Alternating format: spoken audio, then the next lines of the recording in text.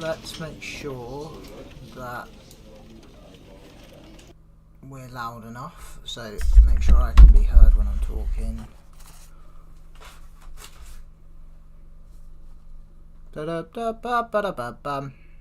This is the story of a man named Stanley. That should be perfect. Stanley worked for a company in a big building where he was employee number 427. Employee number 427's job was simple. He sat at his desk in room 427 and he pushed buttons on a keyboard. Orders came to him through a monitor on his desk, telling him what buttons to push, how long to push them, and in what order. This is what employee 427 did every day of every month of every year. And although others might have considered it soul-wrenching, Stanley relished every moment. So, the Stanley Parables Ultra Deluxe Edition. Let's go. Okay, we can skip the intro.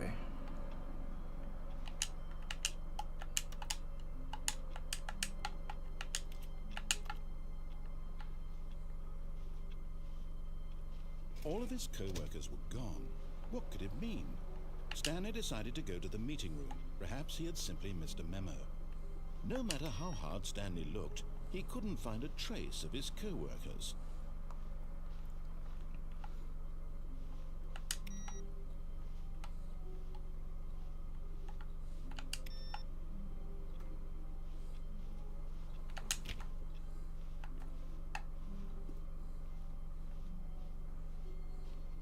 When Stanley came to a set of 2 open doors, he entered the door on his left. This was not the correct way to the meeting room, and Stanley knew it perfectly well. Perhaps he wanted to stop by the employee lounge first, just to admire it. Ah, yes, truly a room worth admiring. It had really been worth the detour after all, just to spend a few moments here in this immaculate, beautifully constructed room. Stanley simply Let's just stay here for a little drinking bit. it all in. It's a nice painting. I want a drink, but you can't get one, which is a bit sad. Yes, really, really worth it being here in the room. A room so utterly captivating that even though all your co-workers have mysteriously vanished, here you sit looking at these chairs and some paintings. Really worth it.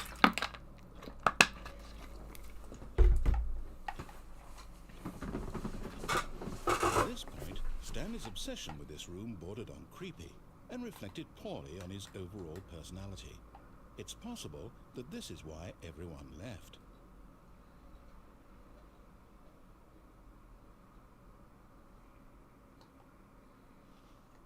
Stanley sat around waiting for more dialogue, but when a long time had passed and there was no more, he decided that the game was trying to send him a message. But at last, he'd had enough of the amazing room and took the first open door on his left to get back to business. And so he detoured through the maintenance section, walked straight ahead to the opposite door, and got back on track.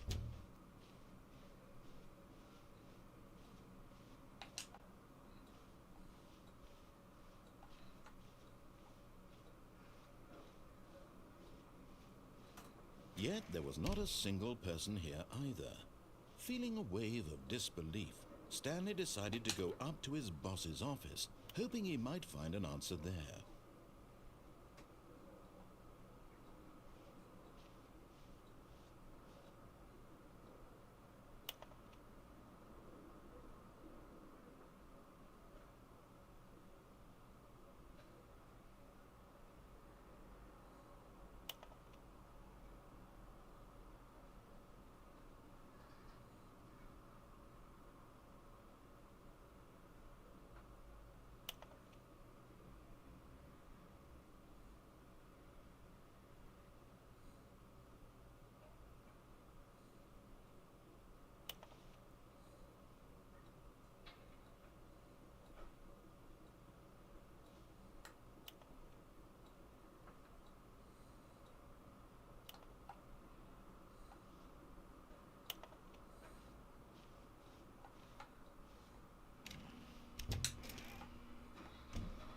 Stanley stepped into the broom closet, but there was nothing here, so he turned around and got back on track.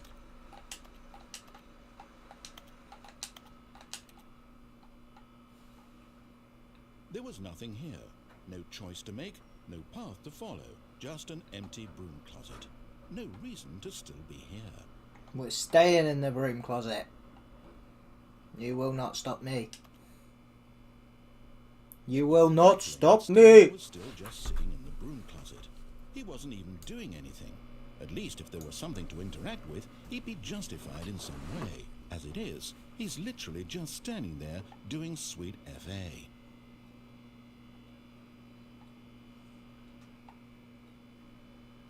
Dead. Stanley's dead.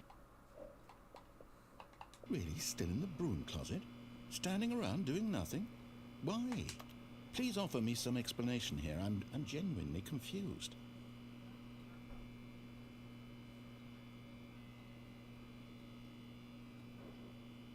You do realize there's no choice or anything in here, right? If I'd said Stanley walked past the broom closet, at least you would have had a reason for exploring it to find out. But it didn't even occur to me because literally this closet is of absolutely no significance to the story whatsoever. I never would have thought to mention it.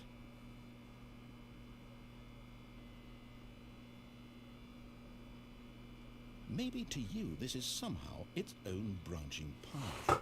Maybe when you go talk about this with your friends you'll say, "Oh, did you get the broom closet ending? The broom closet ending was my favourite." You alright? I hope your friends find this concerning.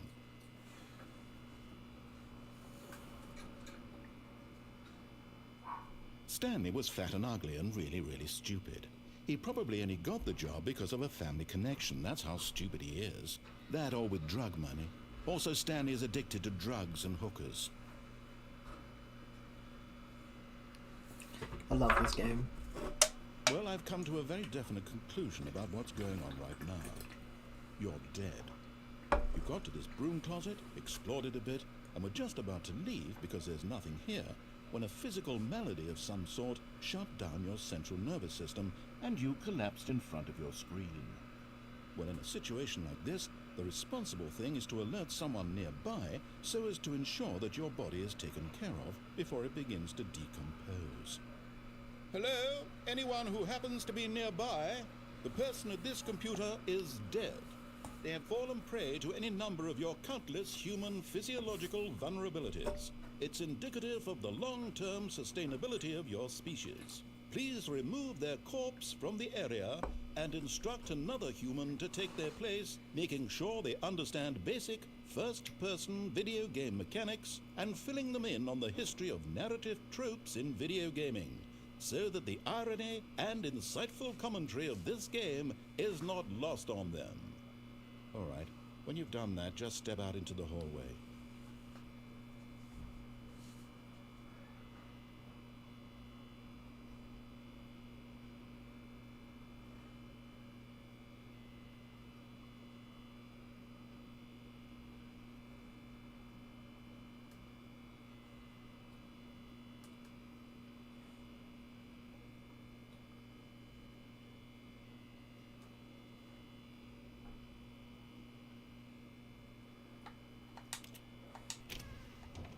Ah, second player. It's good to have you on. You too?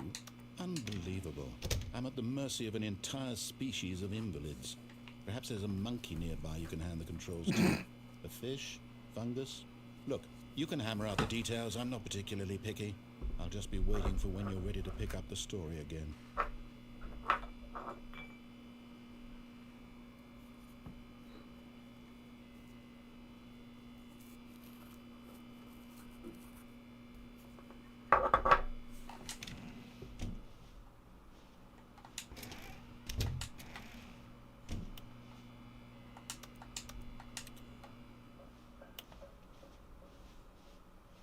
Coming to a staircase, Stanley walked upstairs to his boss's office.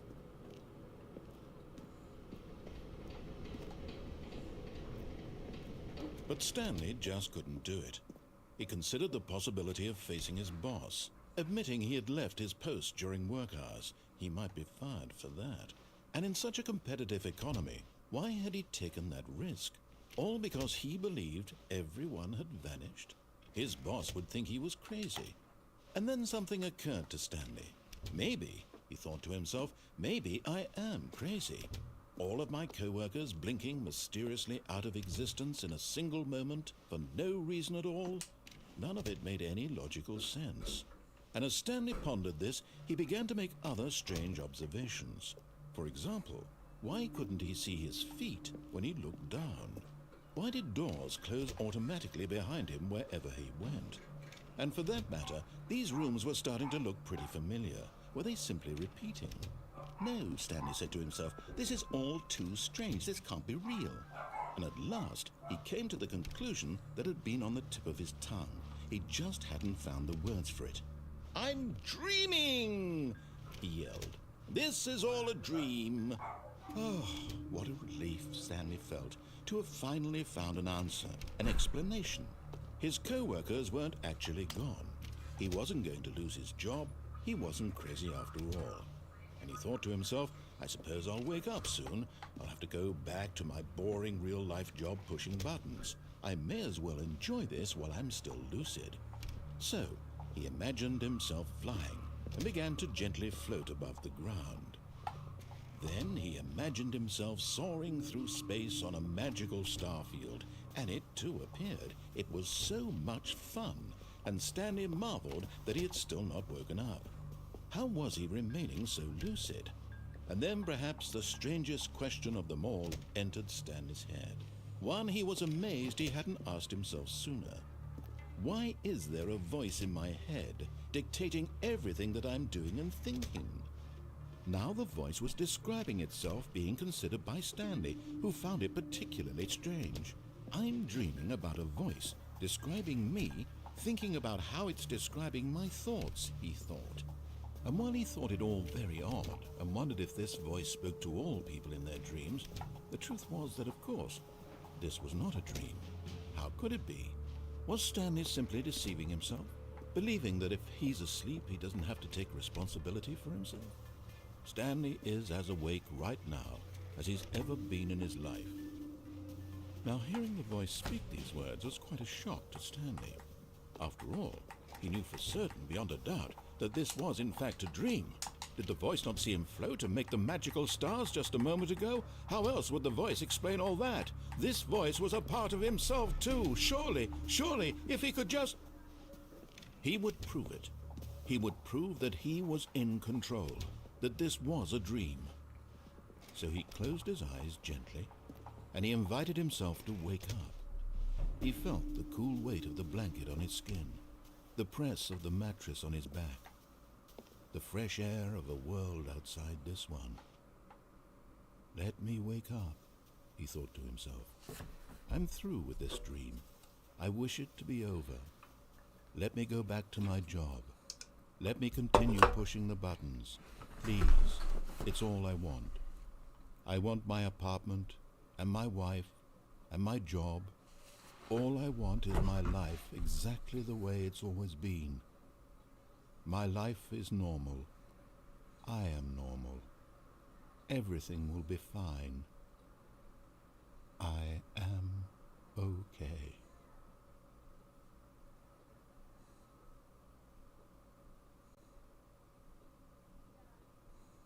Stanley began screaming.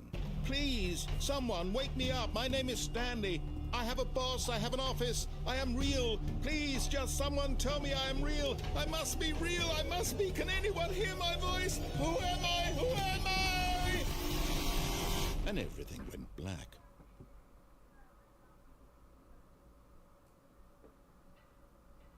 This is the story of a woman named Mariella. Mariella woke up on a day like any other. She arose, got dressed, gathered her belongings, and walked to her place of work. But on this particular day, her walk was interrupted by the body of a man who had stumbled through town talking and screaming to himself, and then collapsed dead on the sidewalk. And although she would soon turn to go call for an ambulance, for just a few brief moments, she considered the strange man. He was obviously crazy. This much she knew. Everyone knows what crazy people look like. And in that moment, she thought to herself how lucky she was to be normal. I am sane. I am in control of my mind. I know what is real and what isn't. It was comforting to think this, and in a certain way, seeing this man made her feel better. But then she remembered the meeting she had scheduled for that day, the very important people whose impressions of her would affect her career, and by extension, the rest of her life. She had no time for this, so it was only a moment that she stood there, staring down at the body. And then she turned and ran.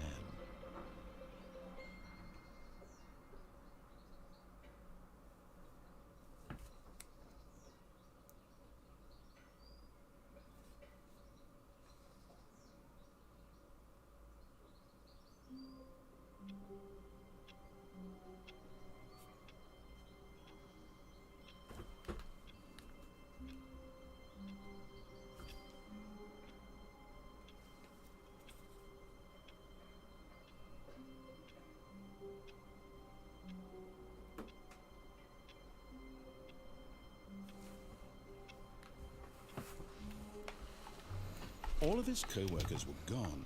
Okay, What did it mean? let's go again. Stanley decided to go to the meeting room. Perhaps he had simply missed a memo.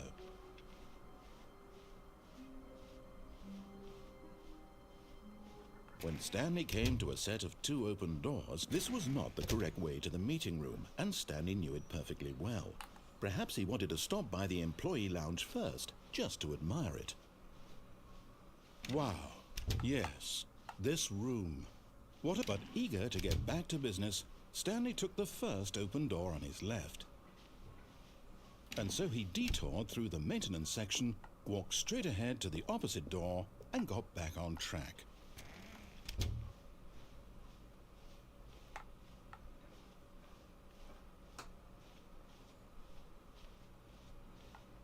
Yet there was not a single person here either. Feeling a wave of disbelief, Stanley decided, oh no, not again. I won't be part of this. I'm not going to encourage you. I'm not going to say anything at all. I'm just going to be patient and wait for you to finish whatever it is you enjoy doing so much in this room. Please take your time.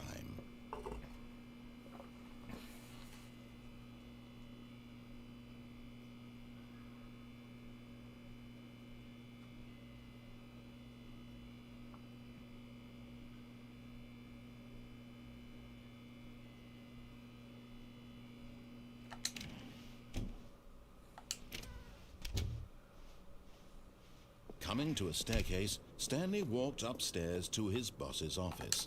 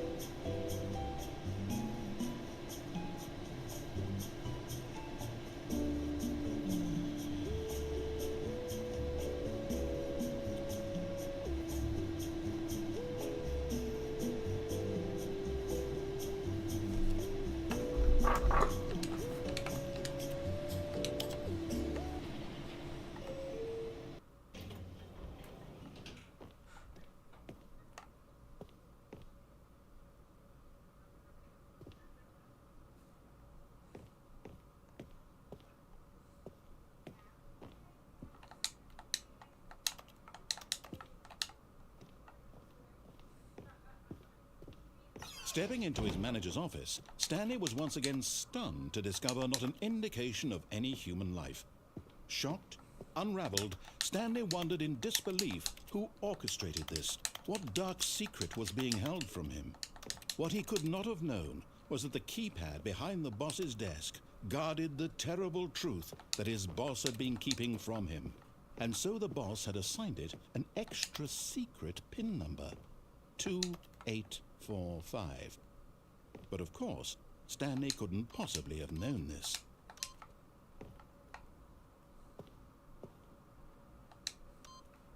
Yet incredibly, by simply pushing random buttons on the keypad, Stanley happened to input the correct code by sheer luck. Amazing. He stepped into the newly opened passageway.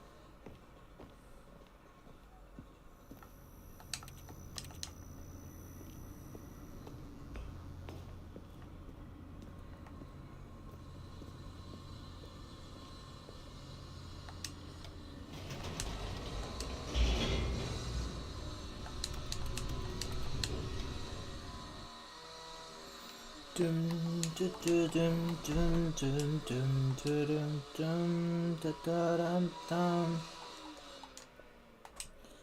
Descending deeper into the building, Stanley realized he felt a bit peculiar. It was a stirring of emotion in his chest, as though he felt more free to think for himself, to question the nature of his job. Why did he feel this now, when for years it had never occurred to him? This question would not go unanswered for long. Stanley walked straight ahead through the large door that read Mind Control Facility.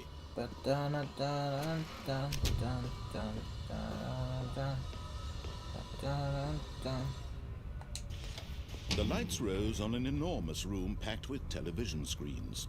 What horrible secret did this place hold? Stanley thought to himself. Did he have the strength to find out?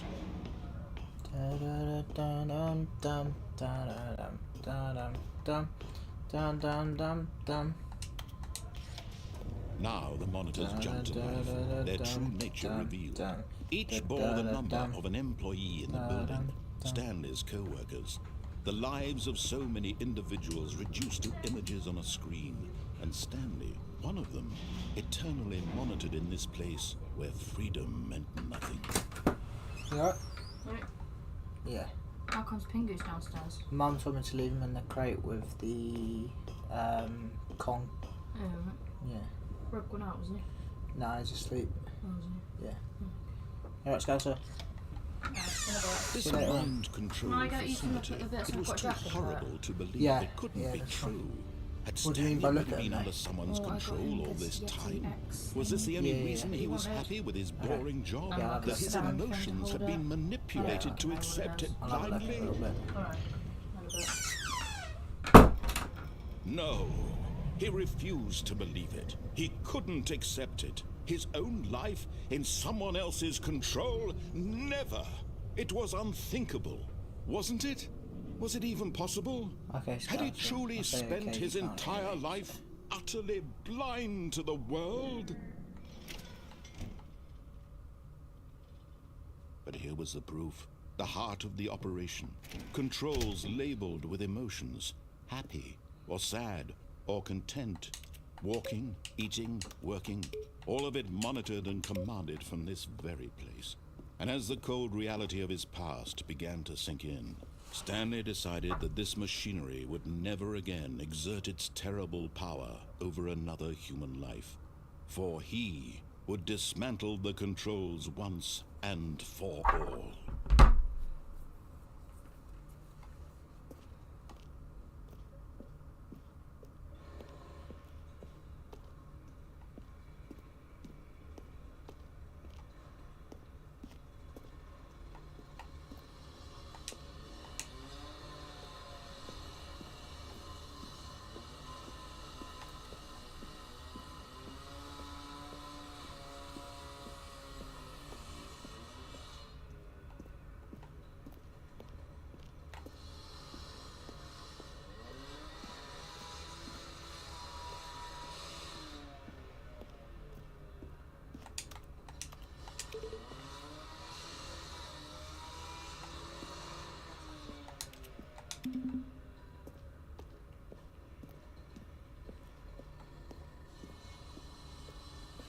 Dun, dun, dun, dun, dun, dun, dun, dun, dun, dun.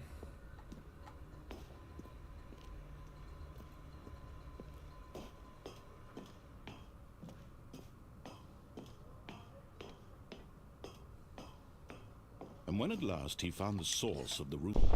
Oh, Stanley, you didn't just activate the controls, did you? After they kept you enslaved all these years, you go and you try to take control of the machine for yourself. Is that what you wanted? Control? Oh, Stanley, I applaud your effort, I really do. But you need to understand, there's only so much that machine can do. You were supposed to let it go, turn the controls off, and leave. If you want to throw my story off track, you're going to have to do much better than that. I'm afraid you don't have nearly the power you think you do. For example, and I believe you'll find this pertinent, Stanley suddenly realized he had just initiated the network's emergency detonation system. In the event that this machine is activated without proper DNA identification, nuclear detonators are said to explode, eliminating the entire complex. How long until detonation then? Let's say 2 minutes. Ah, now this is making things a little more fun, isn't it, Stanley? It's your time to shine. You are the star. It's your story now. Shape it to your heart's desires. Oh, this is much better than what I had in mind. What a shame we have so little time left to enjoy it. Mere moments until the bomb goes off. But what precious moments each one of them is. More time to talk about you, about me, where we're going, what all this means. I barely know where to start. What's that? You'd like to know where your co-workers are? A moment of solace before you're obliterated? All right, I'm in a good mood. You're gonna die anyway. I'll tell you exactly what happened to them. I erased them. I turned off the machine. I set you free. Of course, that was merely in this instance of the story. Sometimes when I tell it, I simply let you sit there in your office forever, pushing buttons endlessly and then dying alone. Other times, I let the office sink into the ground, swallowing everyone inside, or I let it burn to a crisp. I have to say this, though, this version of events has been rather amusing. Watching you try to make sense of everything and take back the control wrested away from you, it's quite rich. I almost hate to see it go. But I'm sure whatever I come up with on the next go-around will be even better. My goodness, only 34 seconds left. But I'm enjoying this so much. You know what? To hell with it. I'm going to put some extra time on the clock, why not? These are precious additional seconds, Stanley. Time doesn't grow on trees. Oh dear me, what's the matter, Stanley? Is it that you have no idea where you're going or what you're supposed to be doing right now? Or did you just assume when you saw that timer that something in this room was capable of turning it off? I mean, look at you. Running from button to button, screen to screen, clicking on every little thing in this room. These numbered buttons, no, these colored ones. Or maybe this big red button, or this door. Everything, anything, something here will save me. Why would you think that, Stanley? That this video game can be beaten? Won? Solved? Do you have any idea what your purpose in this place is? Stanley, you're in for quite a disappointment. But here's a spoiler for you. That timer isn't a catalyst to keep the action moving along. It's just seconds ticking away to your death. You're only still playing instead of watching a cutscene because I want to watch you for every moment that you're powerless. To see you made humble. This is not a challenge, it's a tragedy. You wanted to control this world, that's fine. But I'm going to destroy it first, so you can't. Take a look at the clock, Stanley. That's 30 seconds you have left to struggle. 30 seconds until a big boom and then nothing. No ending here, just you being blown to pieces. Will you cling desperately to your frail life, or will you let it go peacefully? Another choice. Make it count, or don't. It's all the same to me, all a part of the joke. And believe me, I will See you later. every second of your inevitable life from the moment we fade in until the moment I say, happily ever after.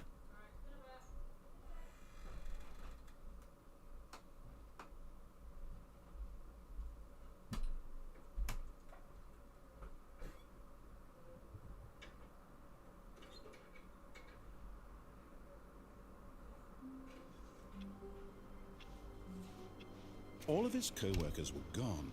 What could it mean? Stanley decided to go to the meeting room. Perhaps he had simply missed a memo.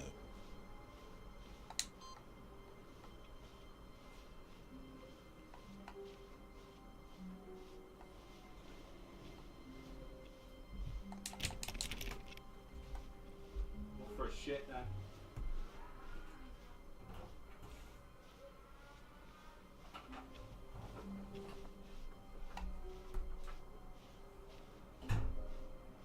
When Stanley came to a set of 2 open doors, he entered the door on his left.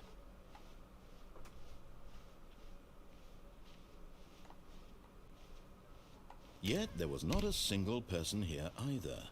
Feeling a wave of disbelief, Stanley decided to go up to his boss's office, hoping he might find an answer there.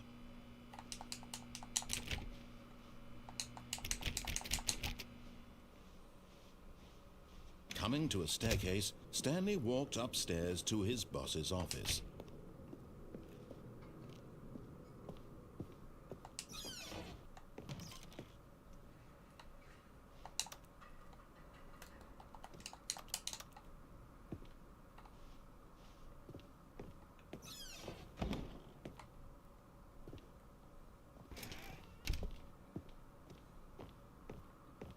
Stepping into his manager's office, Stanley was once again stunned to discover not an indication of any human life.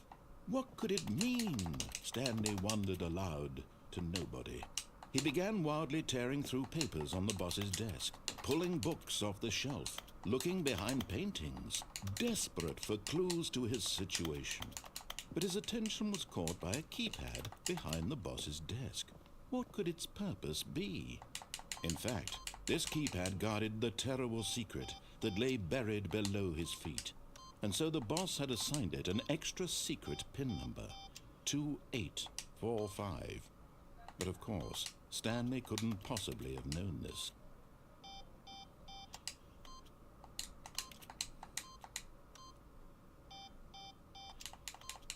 Stanley just sat around twiddling his thumbs. Trying to input anything on the device was useless, since he could never possibly know that the combination was 2845.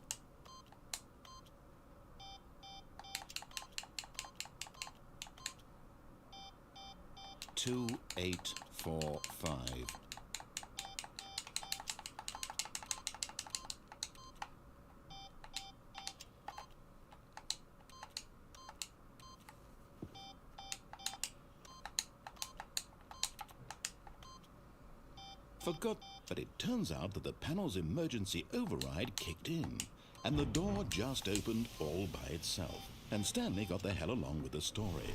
Well, whoop-de-doo.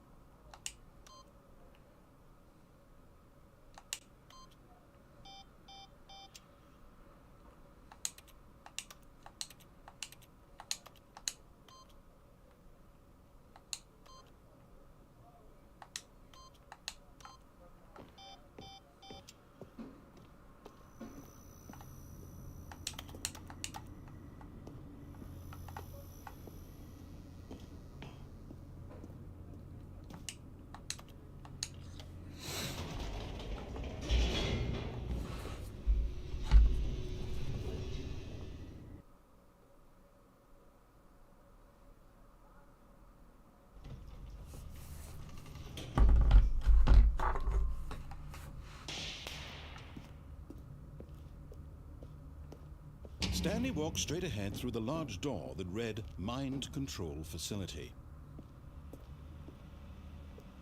Although this passageway had the word Escape written on it, the truth was that at the end of this hall, Stanley would meet his violent death. I've done this ending. I do actually just die. But of course, Stanley thought better of it and realized he simply had too much to live for.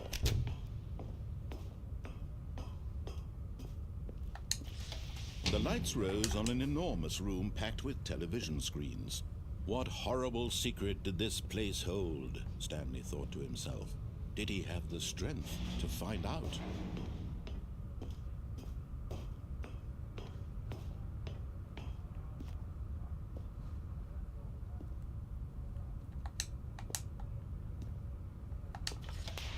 Now the monitors jumped to life, their true nature revealed. Each bore the number of an employee in the building, Stanley's co-workers. The lives of so many individuals reduced to images on a screen, and Stanley, one of them, eternally monitored in this place where freedom meant nothing.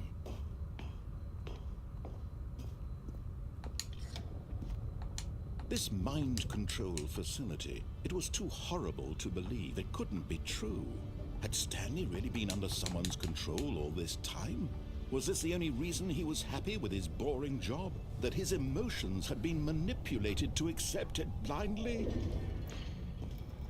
No, he refused to believe it. He couldn't accept it. His own life in someone else's control? Never! It was unthinkable.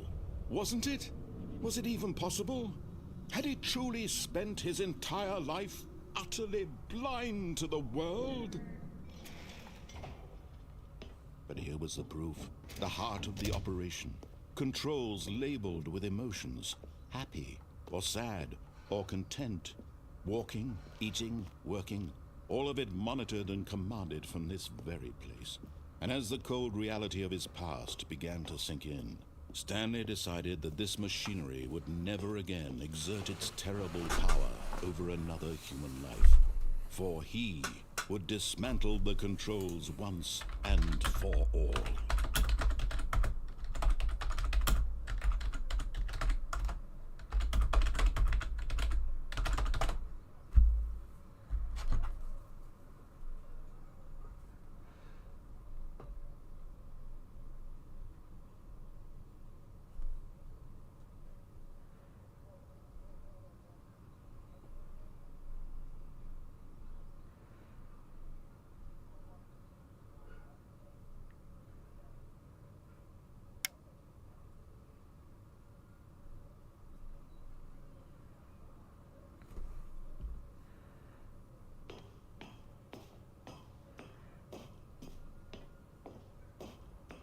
And when at last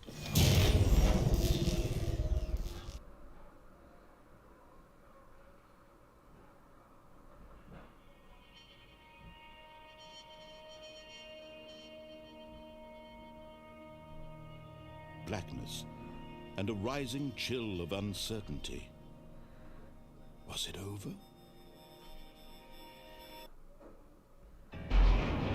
Yes. He had won. He had defeated the machine, unshackled himself from someone else's command. Freedom was mere moments away. And yet, even as the immense door slowly opened, Stanley reflected on how many puzzles still lay unsolved. Where had his co-workers gone? How had he been freed from the machine's grasp? What other mysteries did this strange building hold?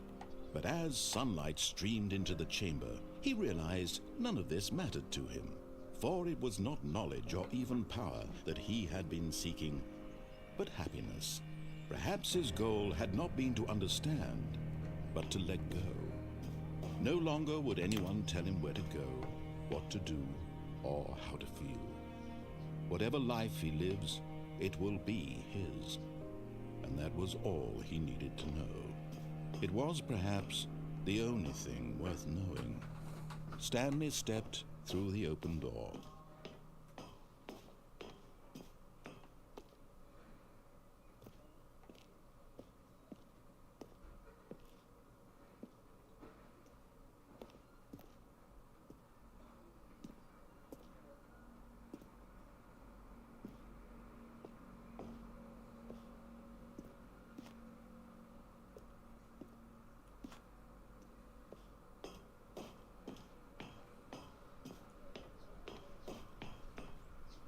Stanley felt the cool breeze upon his skin, the feeling of liberation, the immense possibility of the new path before him.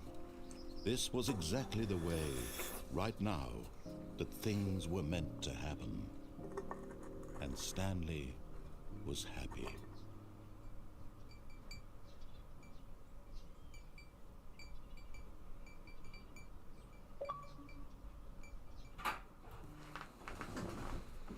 The end is never the end, is never the end, is never the end, is never the end, is never the end. All of his co-workers were gone. What could it mean? Stanley decided to go to the meeting room. Perhaps he had simply missed a memo.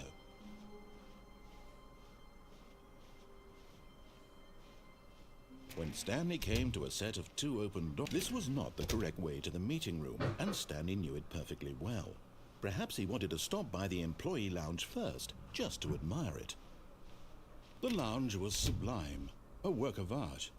But eager to get back to business, Stanley took the first open door on his left. And so he detoured through the maintenance section, walked straight ahead to the opposite door, and got back on track.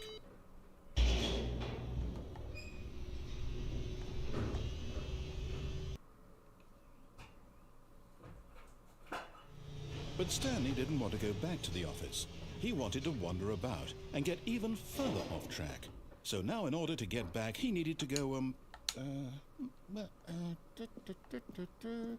from here it's, left. Oh, no, it's to the right, my mistake. No, not the right. Why would I have ever said it was to the right? What was I thinking? It's clearly... Oh dear, would you hold on for a minute, please? Now, let's see. We went down right, left, down, left, right. Yep, okay, yes. I've got it now. This story is absolutely, definitely this way.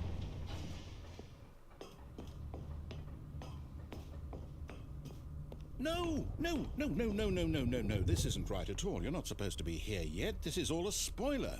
Quick, Stanley, close your eyes. Okay. We just have to get back to, oh, who am I kidding? It's all rubbish now. The whole story completely unusable. How about, rather than waste my time trying to salvage this nonsense, we'll just restart the game from the beginning. And this time, suppose we don't wander so far off track, Okay, from the top.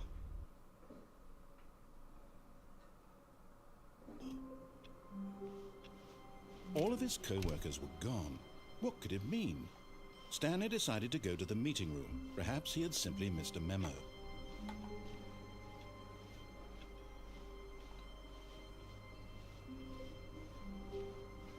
When Stanley...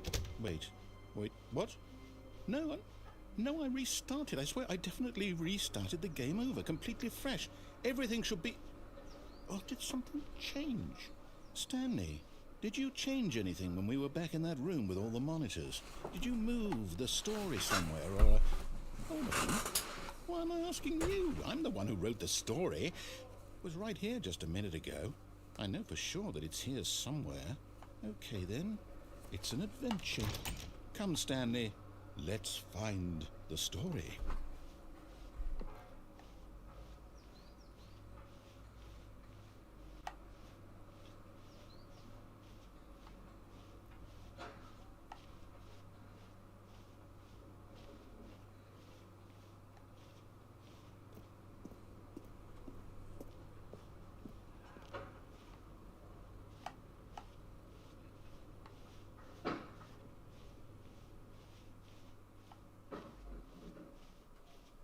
I'll say it. This is the worst adventure I've ever been on. I can promise you there definitely was a story here before.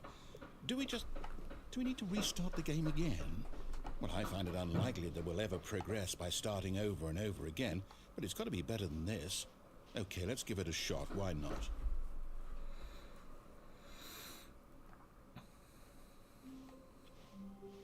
All of his co-workers were gone. What could it mean?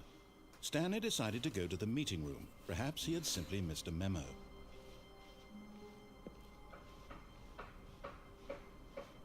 Okay, yep, it's worse. I might be remembering this wrong. It's possible the story is back where we just came from. Why don't we go back the other direction and see if we missed anything?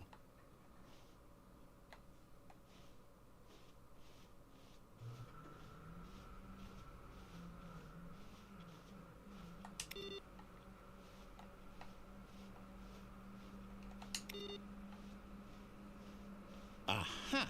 I knew we'd missed something. The story. Here it comes. No, wait, never mind. Not the story. Okay, let's head back the other way and retrace our steps.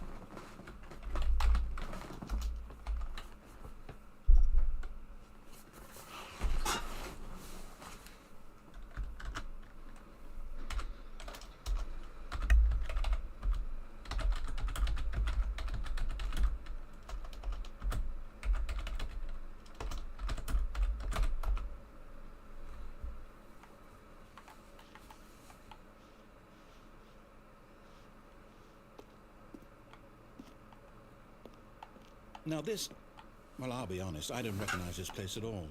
Is this the story? I don't think so. I can't quite recall, but I believe my story took place in an office building. Is that correct? Do you remember, Stanley? Well, do you know what? Since I've completely forgotten what we were supposed to be doing, how about this?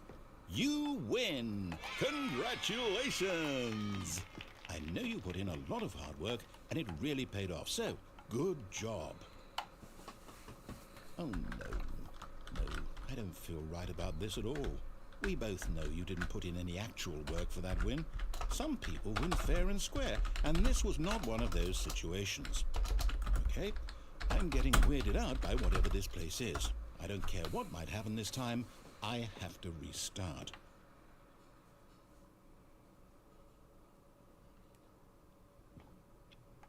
All right, I've got a solution. This time, to make sure we don't get lost, I've employed the help of the Stanley Parable Adventure Line. Just follow the line. How simple is that?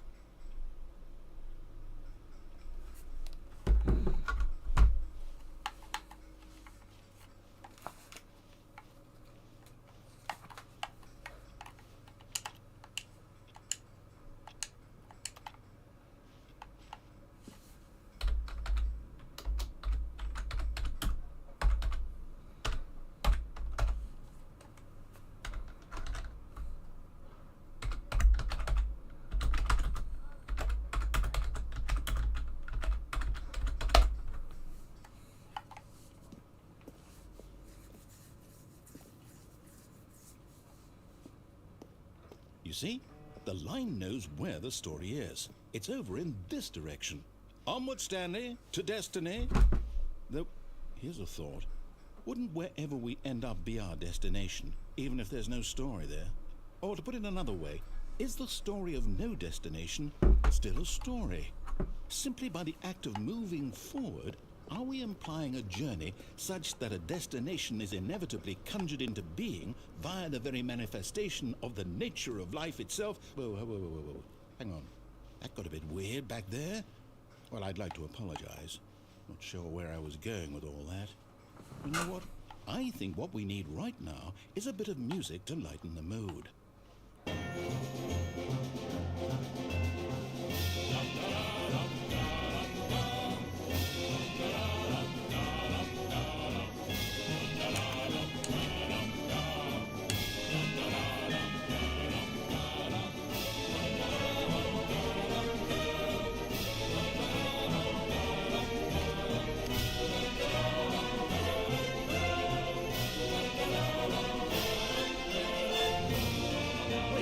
Cut the music, go back and look at that fern.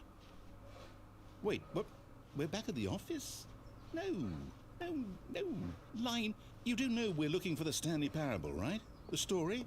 Oh, no, not again. Line, how could you have done this to us? And after we trusted you, after everything we've been through, you... Oh, I can't take this anymore. To hell with it. Restart.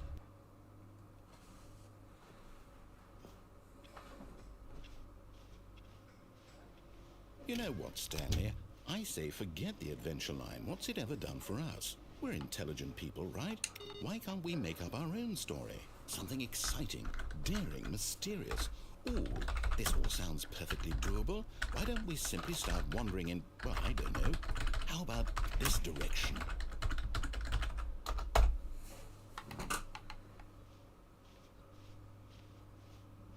Now, yes, this is exciting. Just me and Stanley forging a new path, a new story. Well, it could be anything. What do you want our story to be? Go wild. Use your imagination.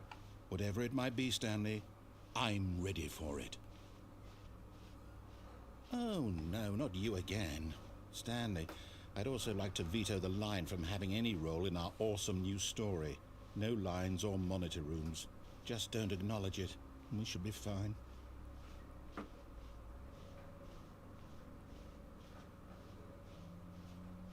Ah, a choice. We get to make a decision. From here, the story is in our control. How important we mustn't squander the opportunity. In fact, I believe I need a minute to think here. Just walk in circles for a minute. Okay, so I know that each door has to lead somewhere, which means that some...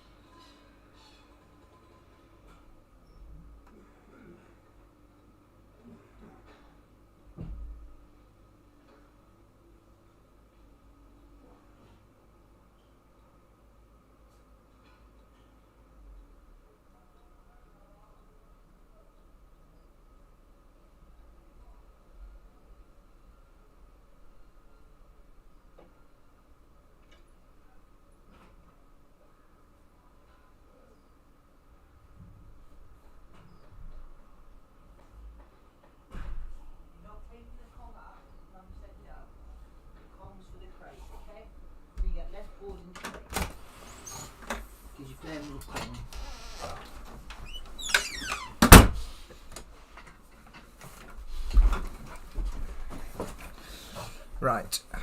Somewhere at the place where we're trying to go, there must be a reverse door that leads here. And that in turn means that our destination corresponds with the counter-inverted reverse door's origin. So starting from the right, let us ask, will taking the right door lead us to where we're going? And since the answer is clearly yes, then by all accounts, the door on the right is the correct one. Another victory for logic. Come, Stanley, our destiny awaits.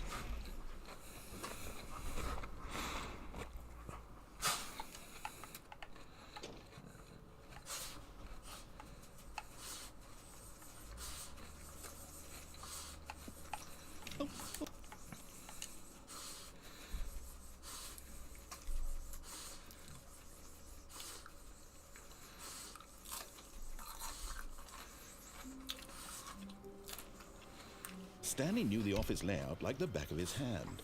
It was only a matter of time before he found the others, wherever they were. Just a matter of time.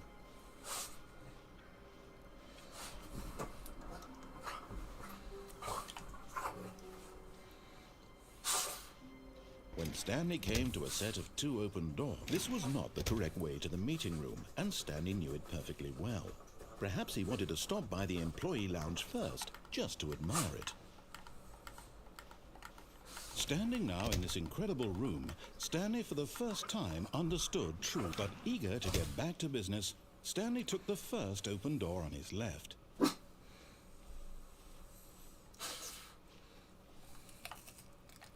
Stanley was so bad at following directions, it's incredible he wasn't fired years ago.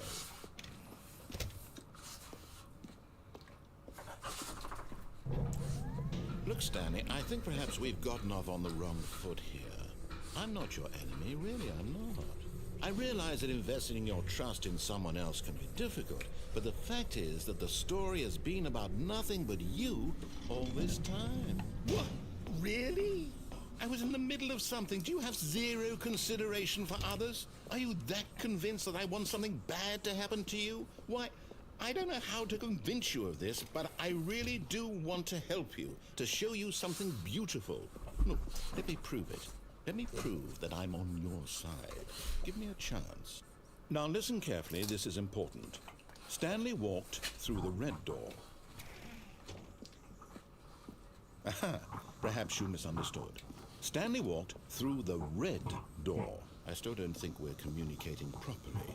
Stanley walked through the red door. Oh, thank God you are willing to listen to me. Do you see that I really have wanted you to be happy all this time? The problem is all these choices. The two of us always trying to get somewhere that isn't here. Running and running and running, just the way you're doing right now.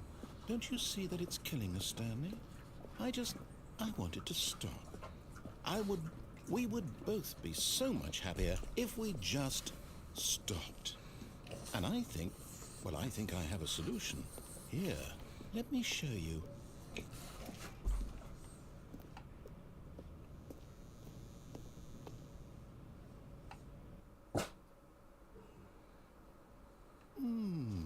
What do we want? What are we looking for? Here. Yes. Oh, it's beautiful, isn't it? If we just stay right here, right in this moment with this place... No, wait. Where are you going? Oh, no. Stay away from those stairs. If you hurt yourself, if you die, the game will reset. We'll lose all of this. Please, no, Stanley, let me stay here. Don't take this from me. Please, Stanley. No! Oh, thank God you lived. You had me worried. No, what are you doing, Stanley? Please, I'm asking you not to take this away from me. I can't go back to what I was before. If you die, we'll both go back. Why are you doing this?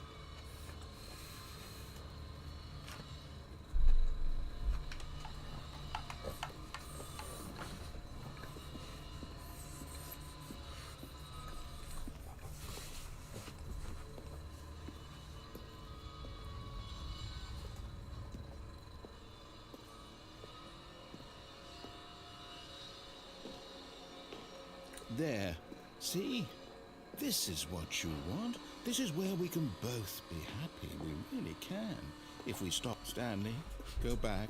There's nothing good that can come from this.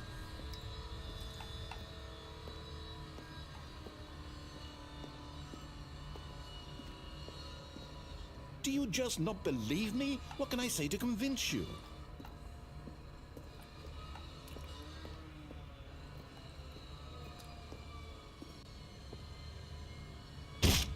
Stanley, let's go back to the other room. Can you do that for me? My God, is this really how much you dislike my game? That you'll throw yourself from this platform over and over to be rid of it? You are literally willing to kill yourself to keep me from being happy. Am I reading the situation correctly?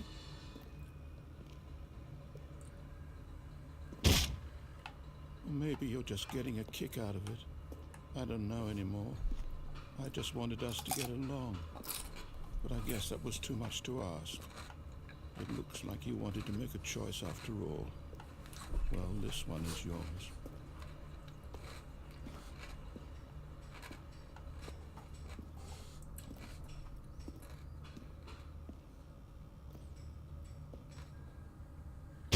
Is it over? It's going to restart, isn't it? I'm going back.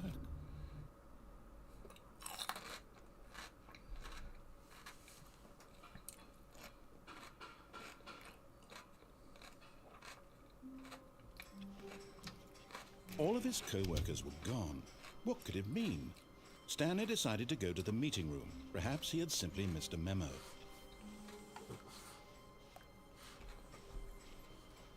When Stanley came to a set of 2 open doors, this was not the correct way to the meeting room, and Stanley knew it perfectly well.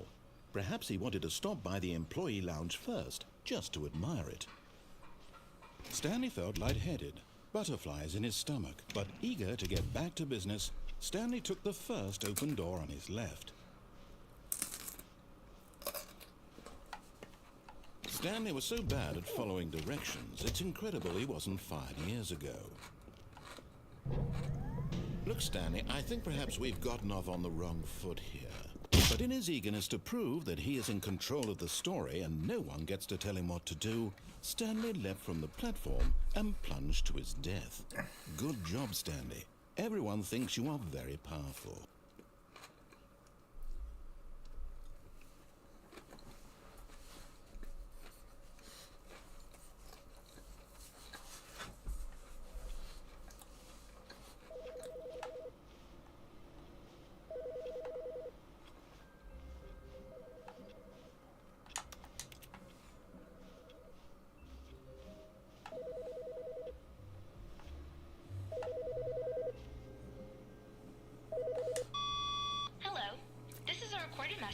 scheduled either by you or person in your place of work. The purpose of this message is to warn you about the dangers of recorded messages. If at any time you believe you are listening to a recorded message, please terminate it immediately and cease all flow of information from the recorded message into your perceptual sphere. Thank you, and have a pleasant day.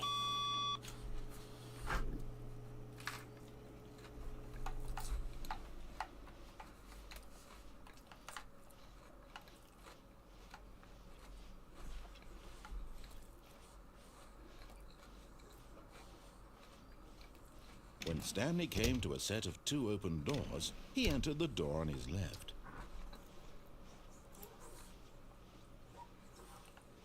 Yet there was not a single person here either. Feeling a wave of disbelief, Stanley decided to go up to his boss's. Coming to a staircase, Stanley walked upstairs to his boss's office.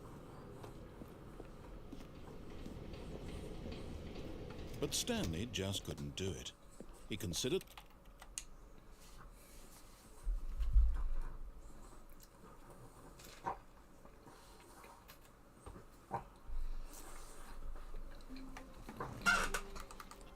All of his co-workers were gone. What could it mean? Stanley decided to go to the meeting room. Perhaps he had simply missed a memo.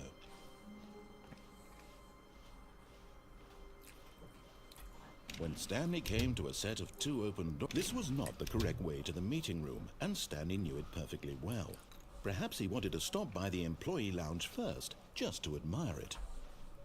The lounge was grand, majestic, perhaps, but eager to get back to business, Stanley took the first open door on his left. Stanley was so bad at following directions, it's incredible he wasn't fired years ago. Look, Stanley, I think perhaps we've gotten off on the wrong foot here. I'm not your enemy, really, I'm not. I realize that investing your trust in someone else can be difficult, but the fact is that the story has been about nothing but you all this time. There's someone you've been neglecting, Stanley. Someone you've forgotten about. Please, stop trying to make every decision by yourself. Now, I'm not asking for me. This is it, Stanley. Your chance to redeem yourself. To put your work aside. To let her back into your life. She's been waiting. That's her, Stanley. You need to be the one to do this. To reach out to her. If you can truly place your faith in another, then pick up the phone. Oh, no, you can't. Did you just unplug the phone? No, that wasn't supposed to be a choice. How did you do that? You actually chose incorrectly? I didn't even know that was possible. Let me double check. No, it's definitely here, clear as day. Stanley picks up the phone. He's taken to his apartment where he finds his wife, and the two pledge themselves to one another. Music comes in, fade to white, roll credits. Not picking up the phone is actually somehow an incorrect course of action. How is that even possible? None of these decisions were supposed to mean anything. I don't understand. How on earth are you making meaningful choices? What did you... Wait a second. Did I just see... No, that's not possible. I can't believe it. How had I not noticed it sooner? You're not Stanley. You're a real person. I can't believe I was so mistaken.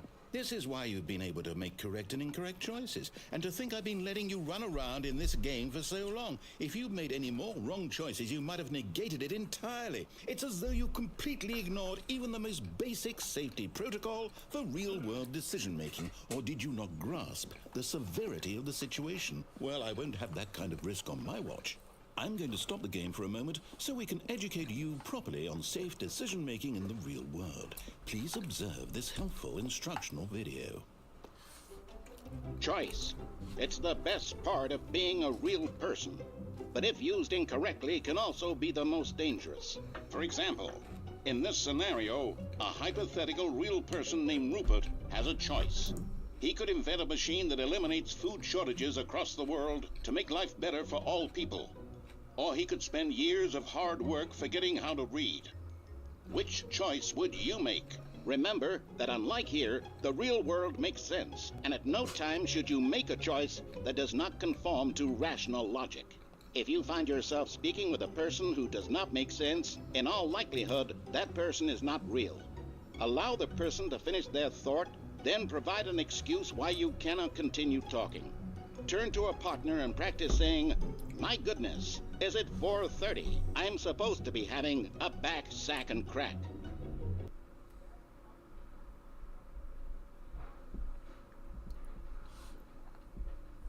Excellent. Making choices on a regular basis is the best part to a healthy decision-making process. Most medical professionals recommend making at least 8 choices per day. Do you make more than 8? Less? And finally, if you begin to wonder if your choices are actually meaningful and whether you'll ever make a significant contribution to the world, just remember that in the vast infiniteness of space, your thoughts and problems are materially insignificant, and the feeling should subside. At this time, your instructor will guide you in an exercise to test and reinforce the material covered in this video. Welcome back. You may have noticed that this room has begun to deteriorate as a result of narrative contradiction. But not to worry. Now that you're properly informed on good decision-making, we're going to revisit a choice you made just a few minutes ago and see what the correct thing to do would have been. This way, please.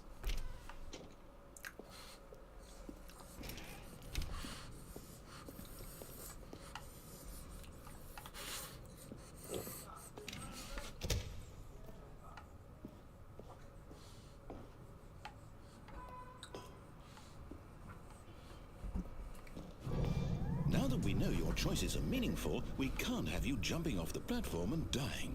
Imagine the main character dying senselessly halfway through the story. That story would make no sense at all. We just need to get you home as soon as possible before the narrative contradiction gets any worse. Unfortunately, it seems this place is not well equipped to deal with reality.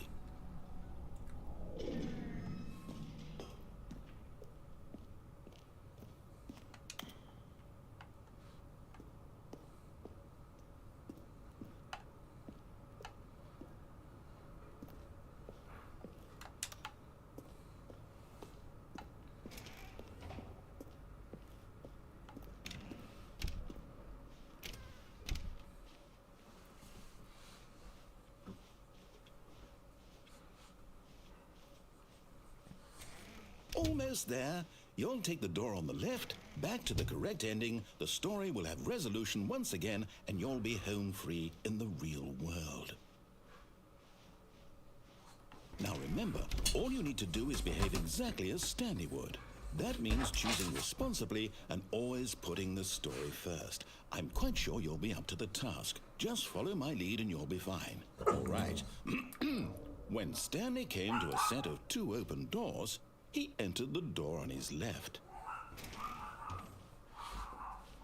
No! Why did you do that? Quickly, hurry back in the other direction. Perhaps we're not too late.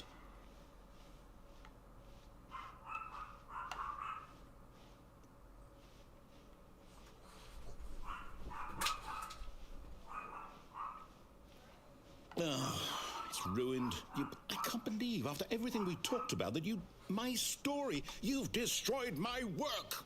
Why? For what? What did you get out of that? What did you think was so special about seeing the game undone, left here like so much garbage? It's worthless now. And what am I supposed to do? Even if there were a way to continue, would it be worth it? To know that my story is now incorrect? How can I go back to that? I can't erase that knowledge. I'll have to live with it forever. Reliving its impossibility forever. I couldn't live that way. Is it better to shut the game down entirely? To willingly destroy all of my work? I don't know. What's the answer? What do I do? What do I do? What do I... No, I have to. I have to shut the game down. I have to. I have to.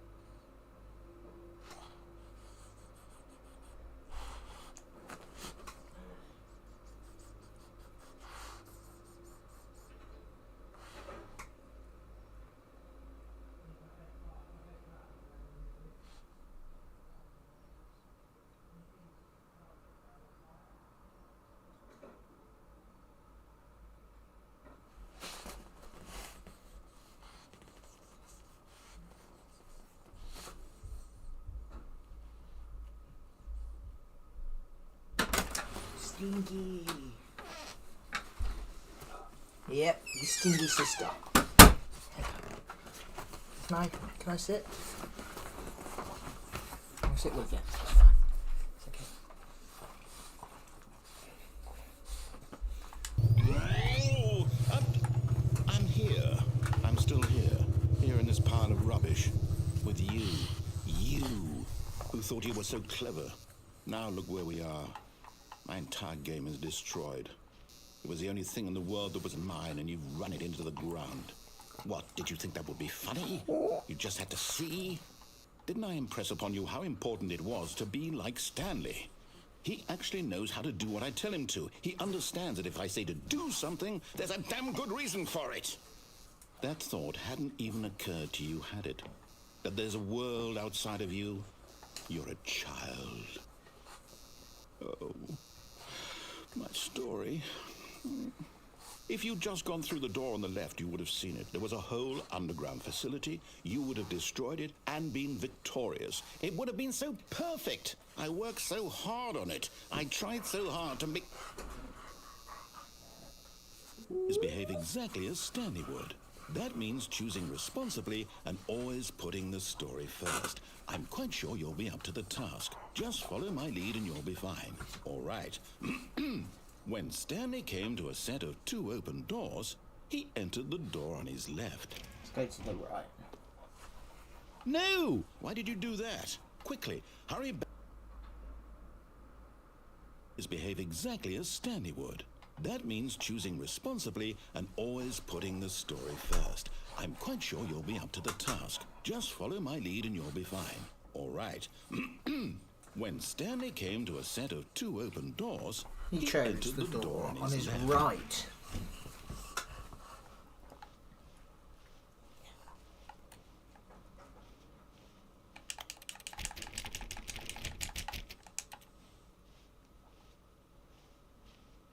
No! Why did you do that? Quickly, hurry back. Behave exactly as Stanley would. That means choosing responsibly and always putting the story first. I'm quite sure you'll be up to the task. Just follow my lead and you'll be fine. All right. When Stanley came to a set of 2 open doors, he entered the door on his left.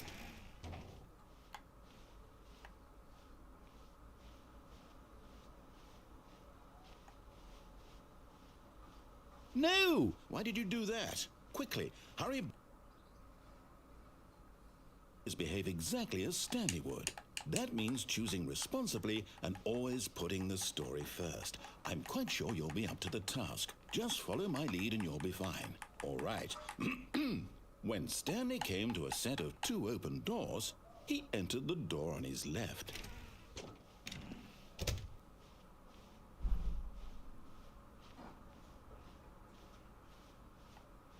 Yet there was not a single person here either. Feeling a wave of disbelief, Stanley decided to go up to his boss's office, hoping he might find an answer there.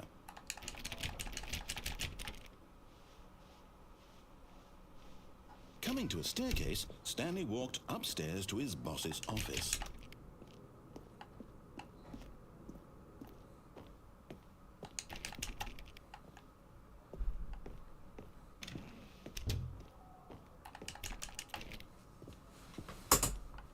Stepping inside his manager's office, Stanley was once again stunned to discover not an indication of any human life.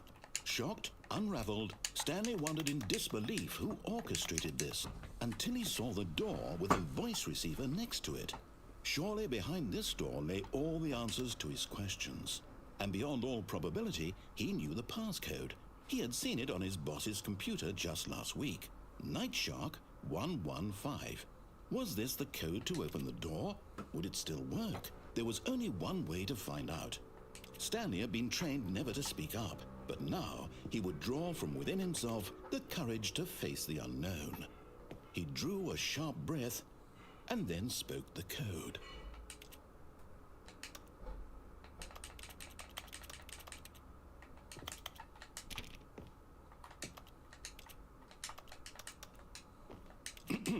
Stanley spoke the code. Night Shark 115. He spoke it into the receiver, right there on the wall.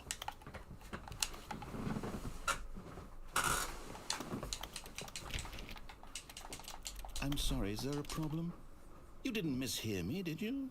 Please speak the code into the receiver. Otherwise we can't get on with the story. This is a crucial step. Night Shark 115. Night Shark 115. Okay, fine, you're not gonna do it, but you know what? It's pretty humiliating to bring you this far, only for you to suddenly decide you have better things to do. I asked you for this one single thing, for your respect.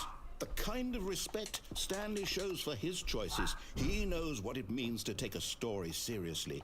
If you didn't want to see what I had to show you, then why did you come here? You had a choice, you know. You could have gone through the door on the right. You could have done whatever the hell you wanted over there. Why did you come this way? Speak. Say something to me. Explain yourself, you coward. You... When Stanley came to a set of 2 open doors, he entered the door on his left. Stanley? Hello? Are you... Is everything okay? Stanley, please. I need you to make a choice. I need you to walk through the door. Are you listening to me? Can you hear me? Is everything all right? Stanley, this is important. The story needs you. It needs you to make a decision. It cannot exist without you. Do you understand me? Whatever choice you make is just fine. They're both correct. You cannot be wrong here. We can work together. I'll accept whatever you do. I simply need you to take that step forward, please. Choose. Do something. Anything. This is more important than you can ever know. I need this. The story needs it. So, you hear me? Are you there? Are you listening to this? Stanley, are you there? Okay. It's okay, I can wait. You need time to decide. Time to make sure your choice is correct. That is the best choice. That's all right. I'll wait for you to decide what's the right thing to do. Take as much time as you need.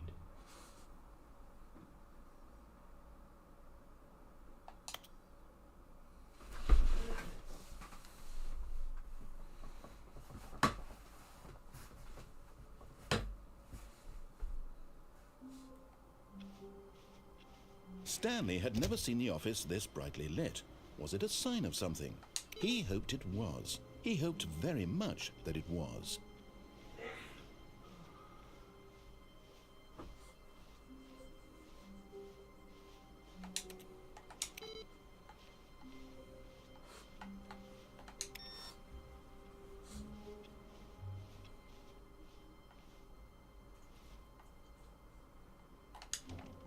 Oh, new content? What does that mean, new content?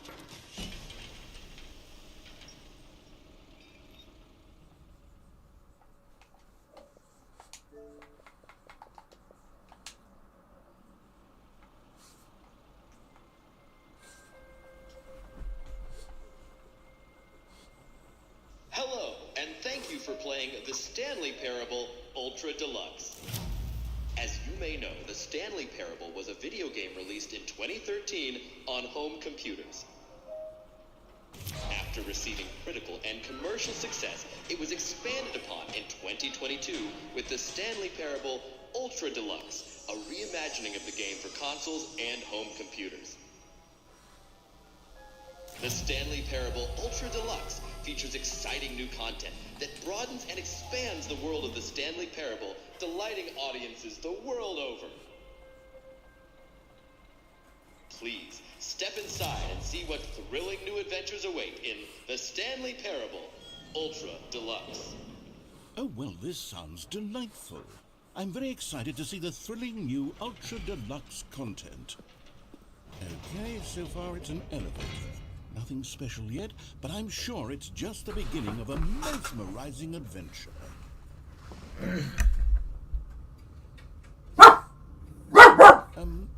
Is it broken? What's going on here? Should we be moving somewhere or... oh. Did you shout? All right, finally, at long last, it's on to the new content. I've never been more ready. Let's do it.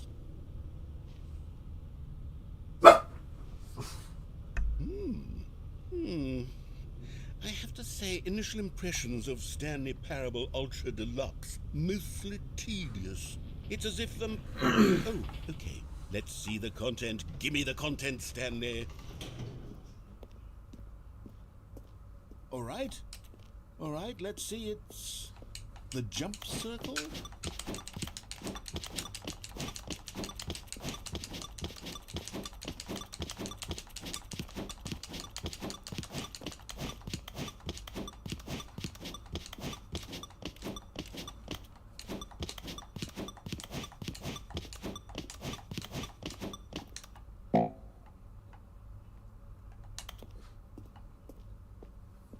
Is that it?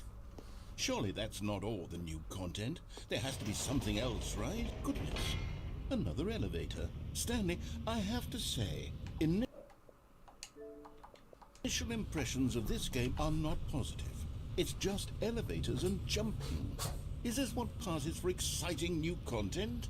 If this is new content, then I could just read you the whole dictionary. There's 20 hours of new content right there. Hell, I could count to 30 trillion. You could put that on the box. The Stanley Parable Ultra Deluxe, now with over 1,000 hours of new content. And oh, wait. There's more.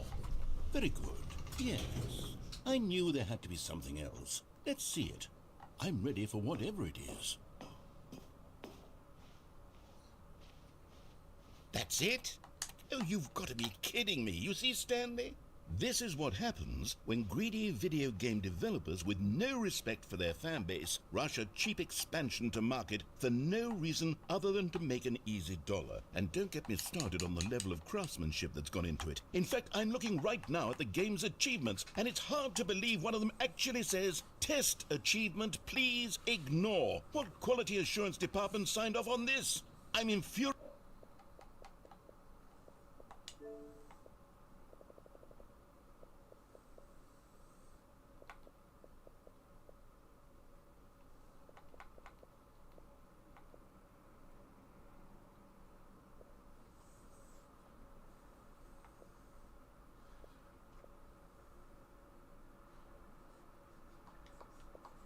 And I'm offended, and I intend to find these people on Twitter and hold them personally accountable.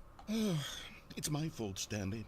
I built up too much anticipation around the new content, I'm afraid. It could never have lived up to such expectations. If you're still with me, why don't we just reset the game, and we'll try to get back to what the Stanley Parable is really about. No frills, no gimmicks. Just you and me having a great time together like always. What do you say, friend?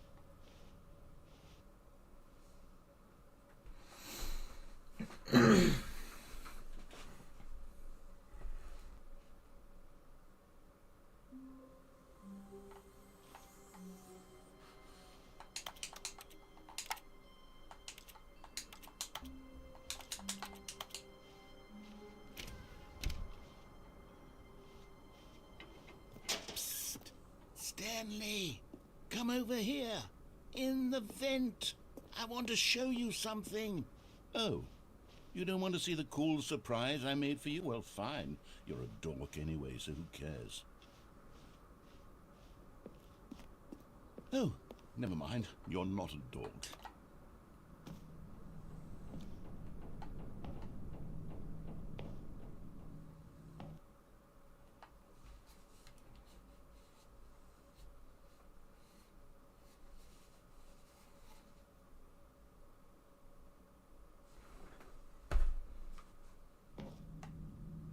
Okay, you remember how cheap and unsatisfying the new Ultra Deluxe content turned out to be? Well, it got me thinking about the past, and how much better the Stanley Parable used to be. So I made something special and tucked it away here where the game's developers won't find it. Just our little secret. Take a look. I call it the Memory Zone. It's where I've been storing all my favorite memories so I can relive the peak experiences of my life whenever I want. Experiences like the launch of the Stanley Parable on PC. You see, Stanley, doesn't the Memory Zone remind you of how wonderful Stanley Parable was before it was sullied with a cheap Xbox port? Remember back in October of 2013 when the game originally launched? Back then, video games had integrity. Back then, it all meant something. Oh, the waste.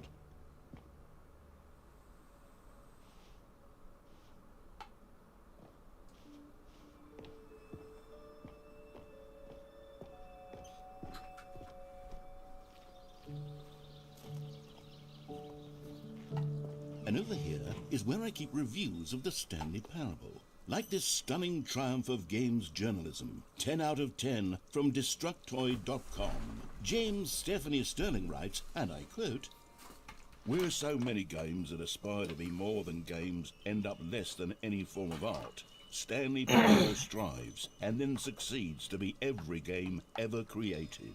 Did you hear that, Stanley? Every game ever created. That's how grand and all-encompassing the original Stanley Parable was. It was literally every game ever created. It was Skyrim, it was Persona 3, it was all of them, and now it's nothing. It's no games at all. It isn't even the Stanley Parable anymore. It's just a husk now. A lifeless husk with an hour of new elevator content.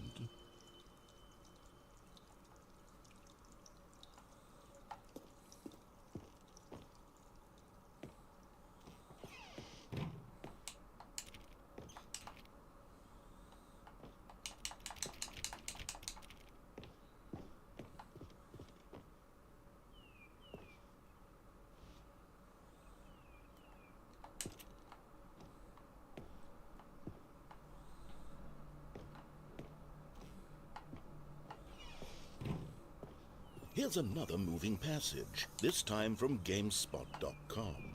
The Stanley Parable is both a richly stimulating commentary on the nature of choice in games and one that offers some of the most enjoyable, surprising, and rewarding choices I've ever been confronted with in a game. 9 out of 10. Don't you get it, Stanley? The game was perfect.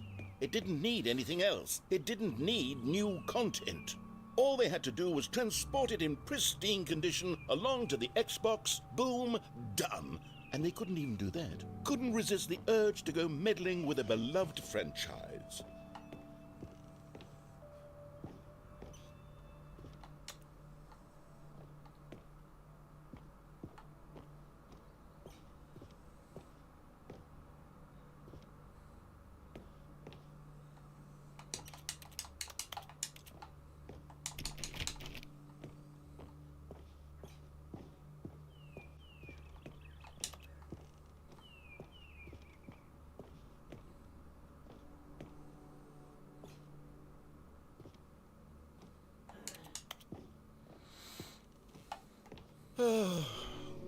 These were simpler times, Stanley. But I wouldn't give to go back, to have it all over again. Wait, hang on. I don't recall this part of the memory zone before. What's this? What's down here? Oh no, oh God, no, Stanley. It's a collection of reviews from Pressurized Gas, the extremely popular online storefront for computer games. I haven't looked at these in years. I can't even imagine what's been collecting down here. Surely these reviews were glowing as well, weren't they?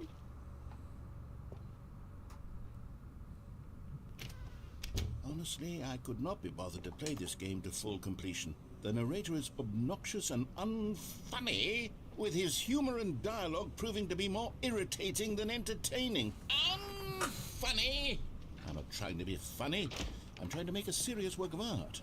I suppose I could write up a handful of gags to insert into the Stanley Parable, but the game is already such a densely layered web of profound philosophical insights that I can't even imagine where I'd have the room to stick them.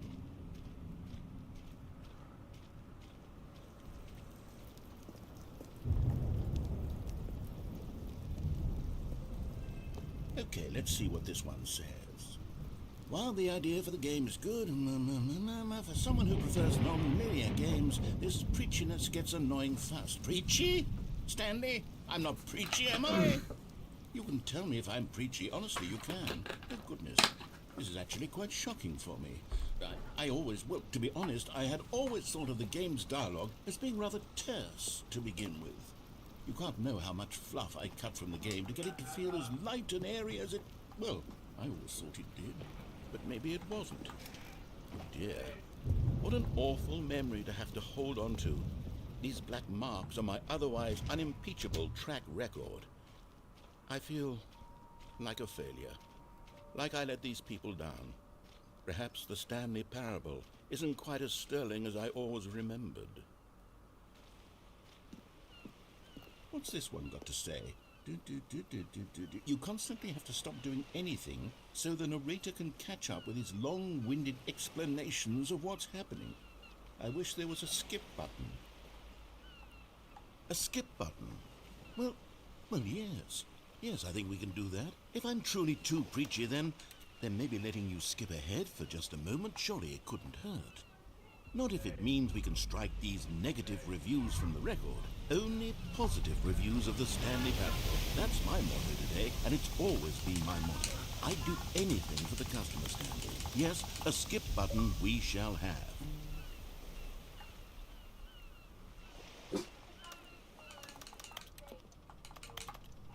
And here it is. Go ahead and give it a shot. Oh, you're back, you see. You were only frozen in time for a few minutes, but it was plenty of time for me to deliver a long, rambling monologue full of Well, there's sport. Yeah? Huh?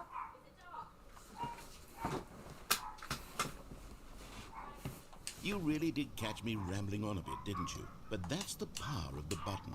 The minute I start to go off on a thoughtless display of self-absorption... Okay, welcome back, Stanley. Now, I should say that the amount of time the button has been skipping through is becoming longer and longer. That last one was, well, I want to say maybe 30, 45... Stanley, please don't push the button again. It's been 12 hours. You've just been frozen there. I don't know why the skips are getting longer, but they're... Oh, Stanley, you're back. You're back. Oh, my goodness. I have someone to talk to again. Stanley, I think it's been a week. Or 2 weeks.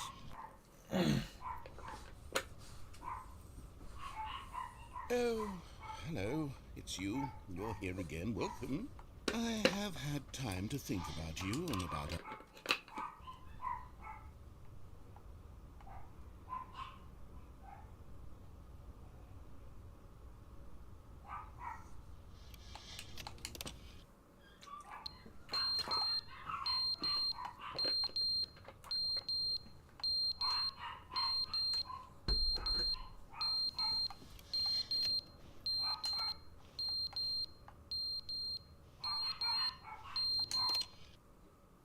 But they didn't understand the game was never meant to be funny. It was meant to have a point. It was meant to speak to the human condition. But where are the jokes? Where are the jokes? They bemoaned, they screamed, they gnashed their teeth and said, entertain us. It wasn't enough. They had to leave a pathetic little thumbs down...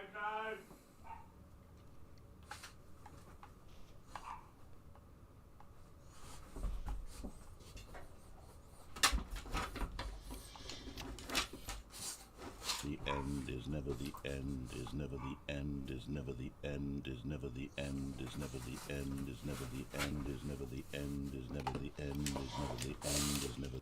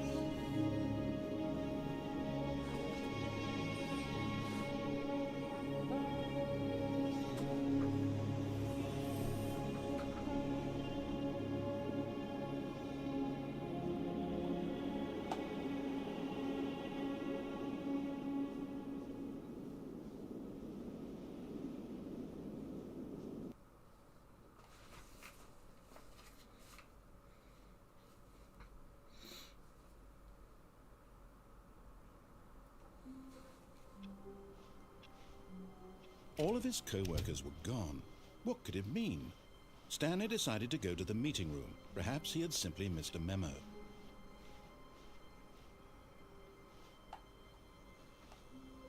Oh, good. You noticed my sign. Yes, I have something very exciting to show you.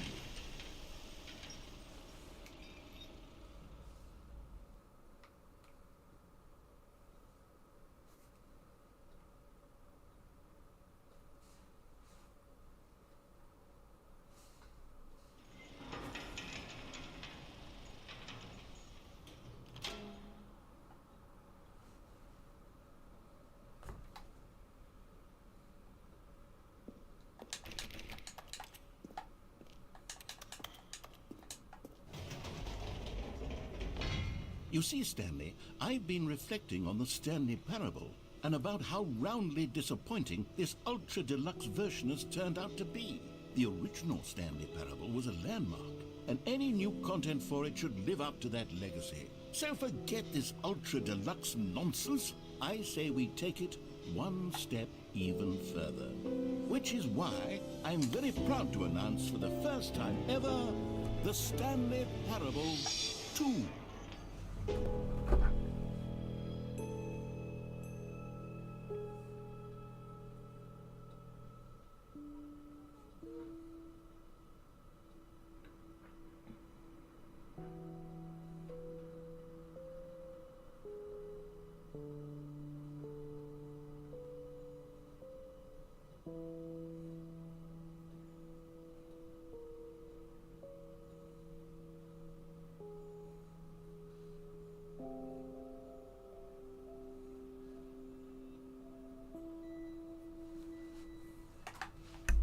Yes, you see, isn't this far superior to a measly port with a few minor additions? Think of all the new territory we'll cover with a fully fledged sequel. An entirely new experience, built from the ground up. Why, there are so many possibilities. It could go in so many different directions. This is what fans have truly been asking for.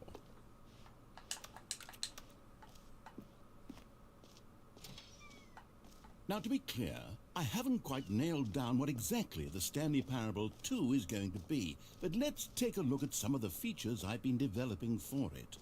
I figure that if I can loosely organize a handful of interesting concepts, that surely the game will sort of naturally spring up around them. It'll all work itself out. Game development is much more of a fuzzy magic than anything scientific or logical, really. Here we are. Go on, try out some of the new features.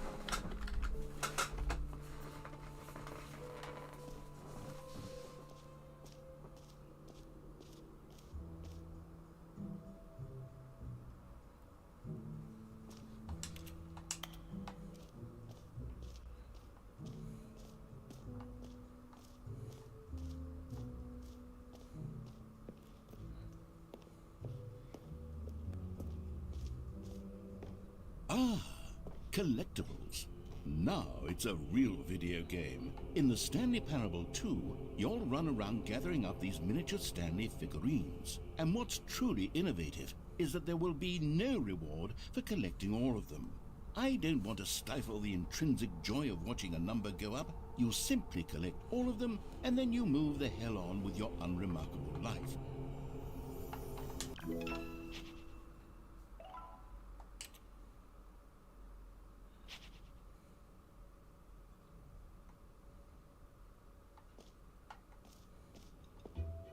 God, it really is the worst when you collect everything in a video game and then they give you a big fancy reward for it. Absolute.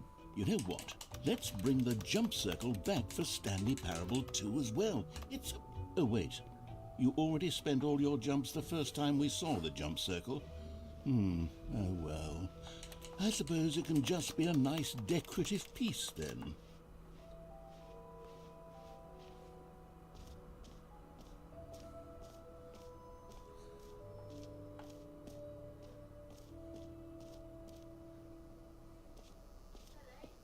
Now, here's something special. You remember that broken test achievement that got left in the game on accident? Well, I'm developing a technology to simply give you the achievement.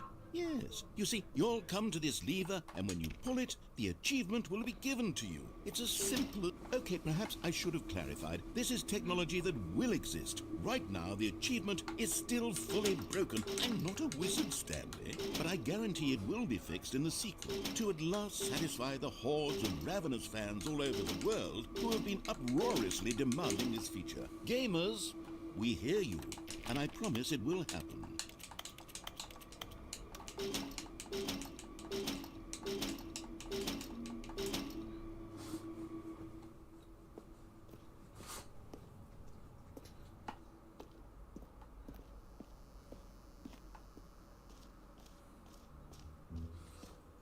What else? What other exhibits haven't we seen yet? Okay, I'll be honest, I haven't yet decided on this one. I think that in the new version, the office could use a bit of decoration, like balloons. But I'm undecided on Get Well Someday and Happy 12th Birthday. Which would you go with? You know, sometimes when you solicit another person's opinion, it makes you realize that you knew which one you actually really wanted all along. Happy 12th birthday, step-niece, it is. Or actually, maybe I should have gone with... No, I've made my decision, we're moving on.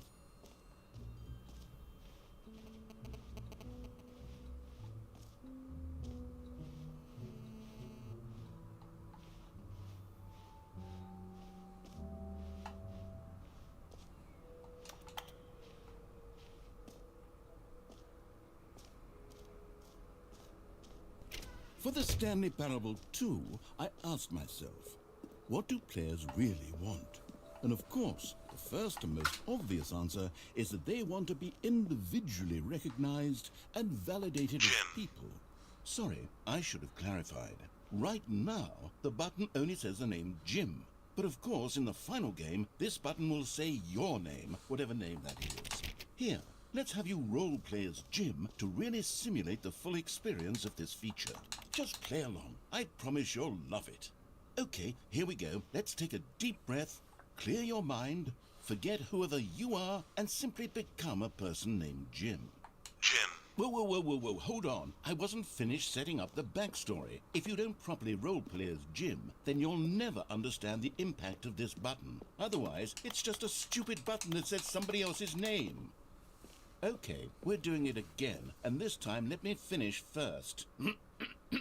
Now, allow yourself to become Jim. Imagine yourself driving to work as Jim, playing frisbee on the weekends as Jim, staying up all night for a popcorn and horror movie sleepover as Jim, developing a crippling substance addiction. Jim. All right, fine, whatever. It's just a meaningless button that says Jim. Are you happy now? Get out of here. I'm done with this button. Why don't you go humiliate me in front of a different feature that I worked very hard on? Maybe I'll only let people named Jim play the Stanley Parable 2. They would appreciate what I've created here.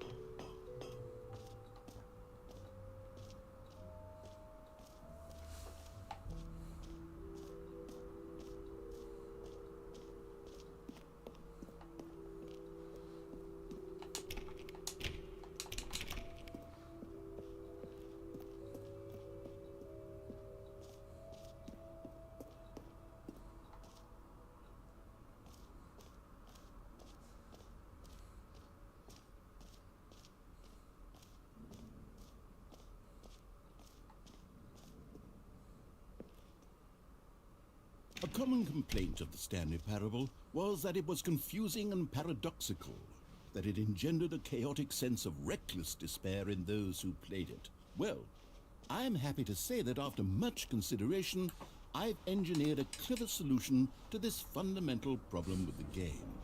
It's the Stanley Parable Reassurance Bucket. You see, Stanley, anytime you're holding the bucket, a sense of calm and ease will fill your mind and your heart. It's true. As long as you hold on to the bucket, the many disorienting contradictions of the Stanley Parable will feel perfectly normal and perhaps even comforting. You may even come to long for the gentle embrace of jarring cognitive dissonance while the bucket is in your arms. And to be honest, it's a much more convenient solution for me than actually redesigning the game to be less uncomfortable. Can you imagine what a pain in the ass that would be? Yes, the bucket is the perfect solution. Come on, give it a try. Can you feel it? The glow of comfort, even in the face of crushing despair, must already be sweeping through your body. And in fact, can I say that I do believe the bucket lends you an air of charisma as well? I think that just holding it has made you the slightest bit more attractive as a person. The benefits of the bucket seem to go on and on, don't they? All this and more await you in the Stanley Parable 2.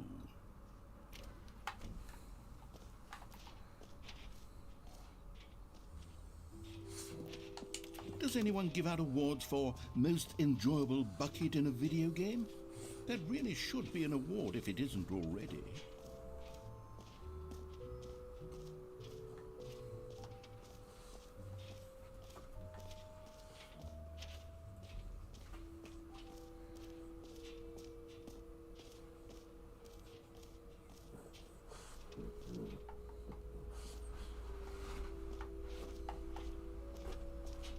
Stanley, here's an idea that I'm truly fond of. It's never been done before in a video game. This is, in fact, a hole that you can fall down forever. That's right. Infinite falling. You can fall until the end of time, if you like. A stunning leap forward for video games as a medium. You see, isn't it wonderful? One of my more ingenious concoctions, if I do say so. Now then, since you've gotten to see the infinite hole, you can press the teleport button to pop back up to the top, and we can continue onward. Now, I don't mean to be a bummer, but I do recommend you use the teleport button to go back to the top. Maybe do it on the sooner rather than later spectrum of things.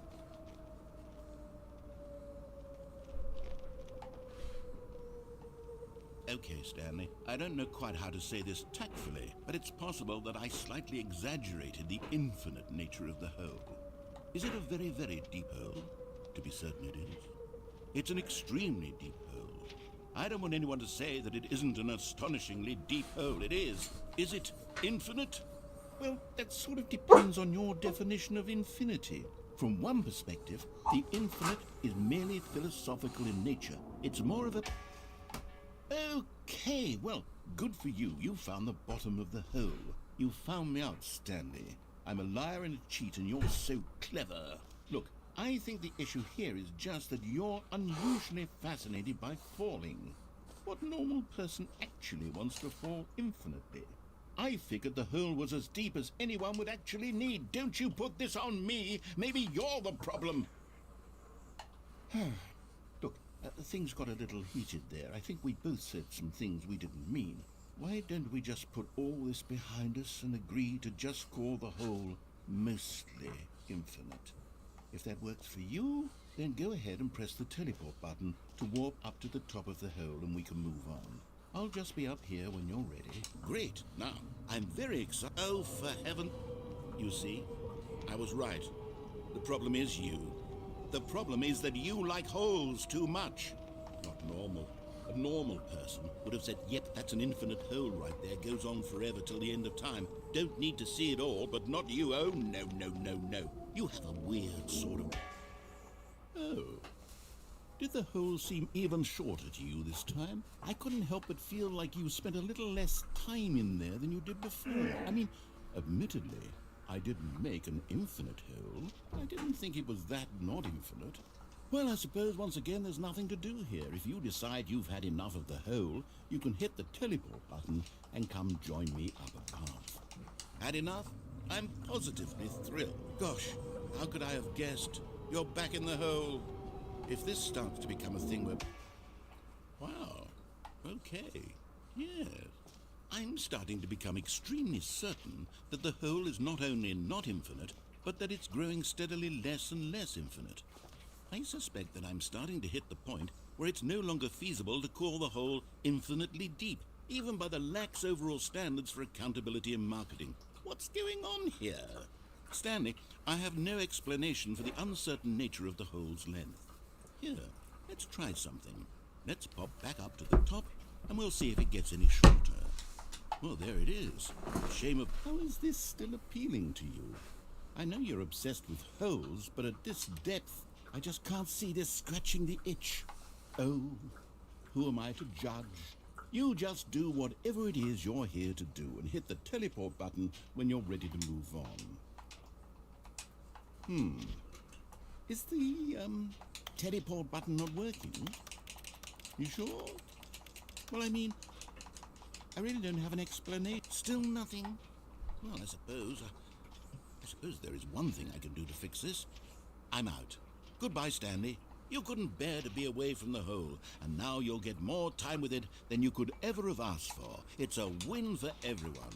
You get to be with the hole, I get to do literally anything else. Take care, Stanley. I hope you and the hole have a wonderful rest of eternity.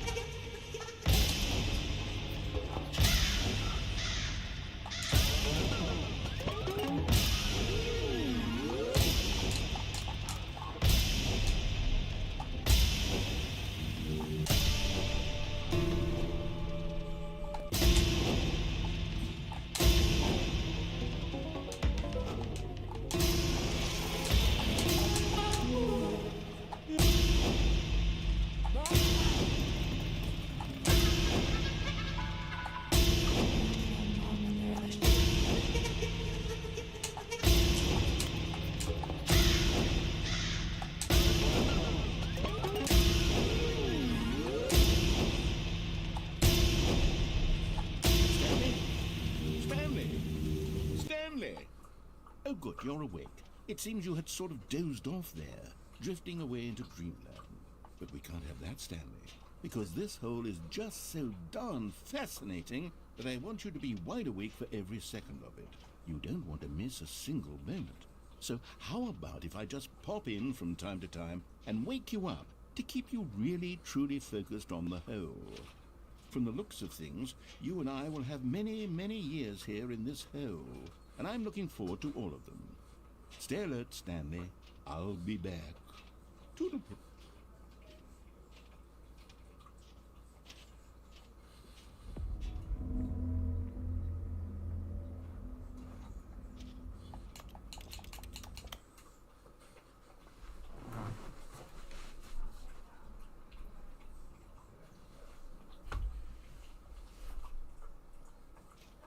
Here we are. Go on, try out some of the new features.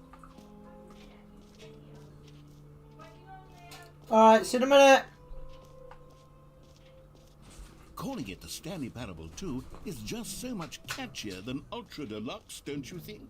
Ultra Deluxe? What does it even mean? But the Stanley Parable 2, now that's an artistic statement right there. It's future-oriented. It screams progress and innovation and long... All right, have you seen everything you wanted to? Ready to move on now?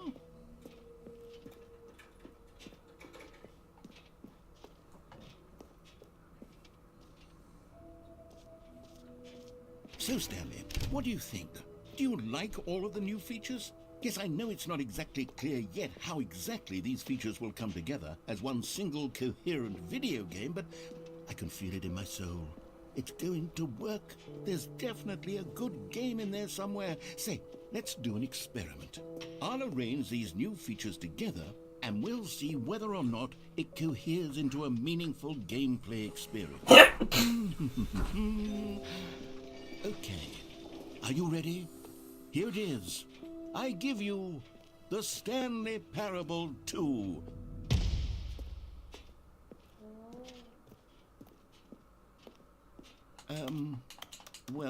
I mean, there's potential here, right? It's sort of... Okay, never mind. Hold on, let me do a different arrangement. Okay, yes, this is much better. I feel good about this. Here we go. Version 2. Who am I kidding, Stanley? This isn't a coherent video game at all. It's a lot of gags. And I do very much enjoy creating gags, but they don't add up to anything. I wanted more than anything to create a sequel that would capture all the magic of the first game. I wanted fans to love it. No matter how good these gags are, they won't stand on their own. They would need the structure and the gameplay of the original. Wait, maybe that's it. I can take the original Stanley Parable and simply, well, insert a few of my new features into it. Tastefully, of course. With respect. With care for the vision and integrity of the original game. Would it possibly work? I suppose it could. But it would need a really, really tremendous title screen. A title screen that says with bold and uncompromising conviction, "This is the Stanley Parable 2. Let me see if I can whip something up. All right, perfect. Go ahead. Take a look.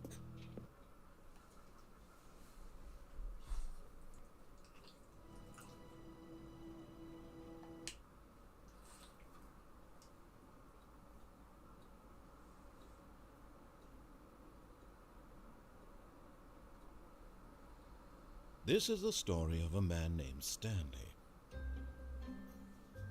Stanley worked for a company in a big building where he was employed. All of his co-workers were gone. What could it mean? Stanley decided to go to the meeting room. Perhaps he had simply missed a memo. Stanley felt the bucket calling to him, begging him to pick it up. Why was he? When Stanley came to a set of 2 open doors, he entered the door on his left.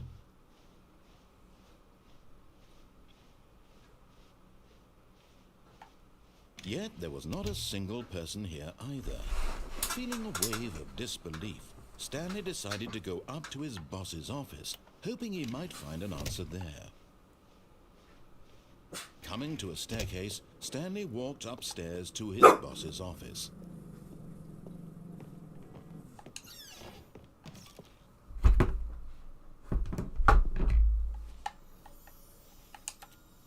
You found one of them. One of the miniature Stanley figurines. Remember, no reward for collecting all of these, only the intrinsic pleasure of a job well done. You can't buy that sort of happiness, Stanley. God knows I tried. So, I implore you to savor each and every moment you come across one of these beautiful figurines.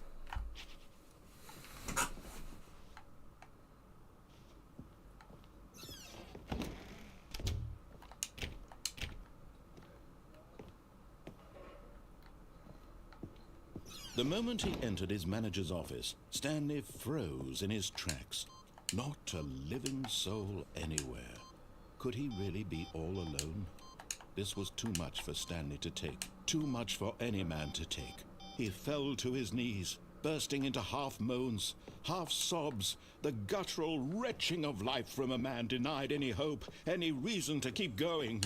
Here on the floor he lay prone, paralyzed by fear for nearly a full hour. But when at last he began to move about and survey the situation, he found a keypad behind the boss's desk. What could it mean? Was it a sign of hope for Stanley's future? Alas, it was not. For although this keypad guarded the terrible secret of Stanley's past, it had been assigned a 4-digit code so devious and so random that no man could ever hope to guess it. 2845. Statistically, nearly, yet incredibly, by simply pushing random buttons on the keypad, Stanley happened to input the correct code by sheer luck. Amazing. He stepped into the newly opened passageway. Another miniature Stanley figurine. This, you know, there really must be a snappier name for these things. What about mini-stands? Stanley figs? What about Stanlerines? Yes, I think I like that. Another Stanlerine under your belt.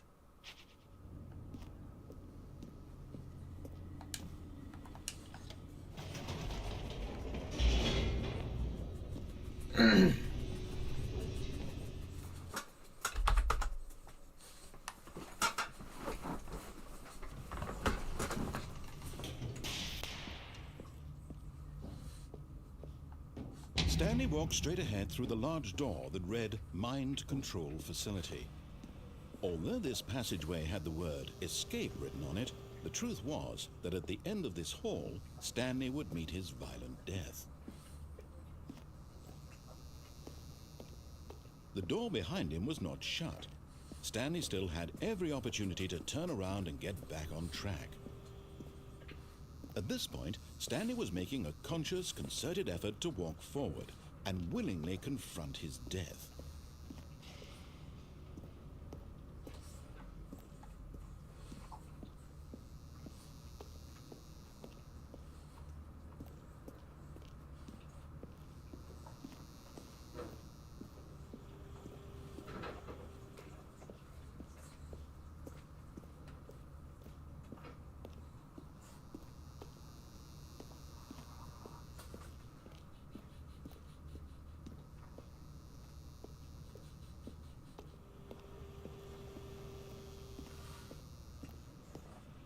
But of course, Stanley thought better of it and realized he simply had too much to live for.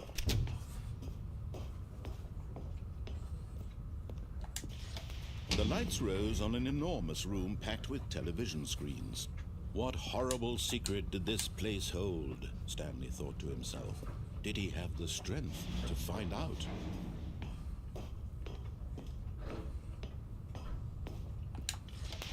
Now the monitors jumped to life, their true nature revealed.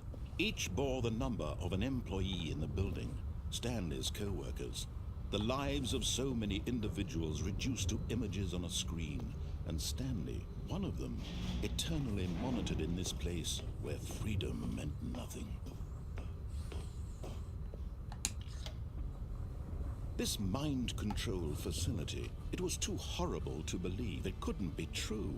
Had Stanley really been under someone's control all this time? Was this the only reason he was happy with his boring job? That his emotions had been manipulated to accept it blindly? No, he refused to believe it. He couldn't accept it. His own life in someone else's control? Never! It was unthinkable, wasn't it? Was it even possible? Had he truly spent his entire life utterly blind to the world? But here was the proof, the heart of the operation. Controls labeled with emotions, happy or sad or content. Walking, eating, working, all of it monitored and commanded from this very place. And as the cold reality of his past began to sink in, Stanley decided that this machinery would never again exert its terrible power over another human life.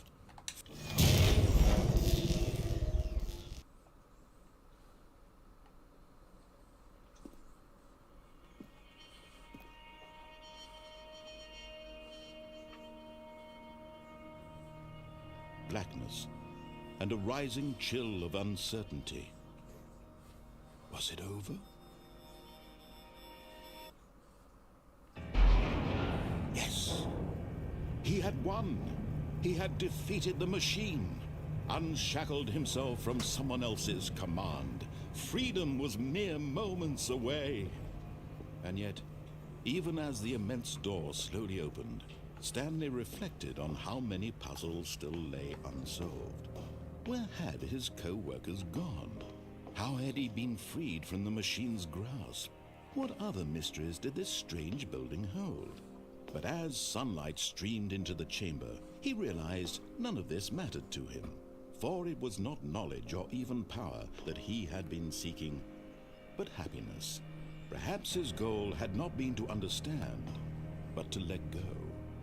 No longer would anyone tell him where to go, what to do, or how to feel. Whatever life he lives, it will be his. And that was all he needed to know.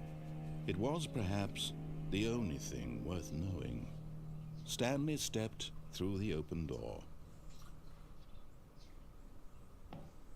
Stanley felt the cool breeze upon his skin, the feeling of liberation,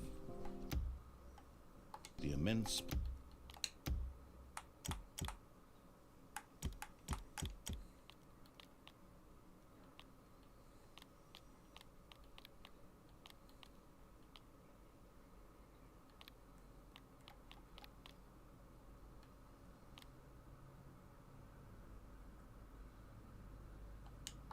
possibility of the new path before him.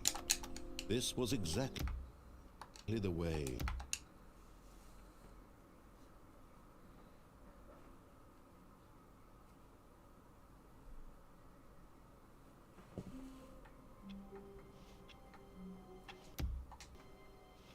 a soft wind blew outside and perhaps rain started, and if it did, it stopped shortly after.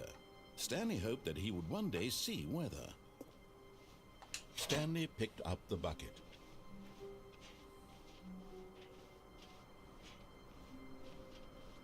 Stanley clutched the bucket tightly to his chest and entered the door on his left.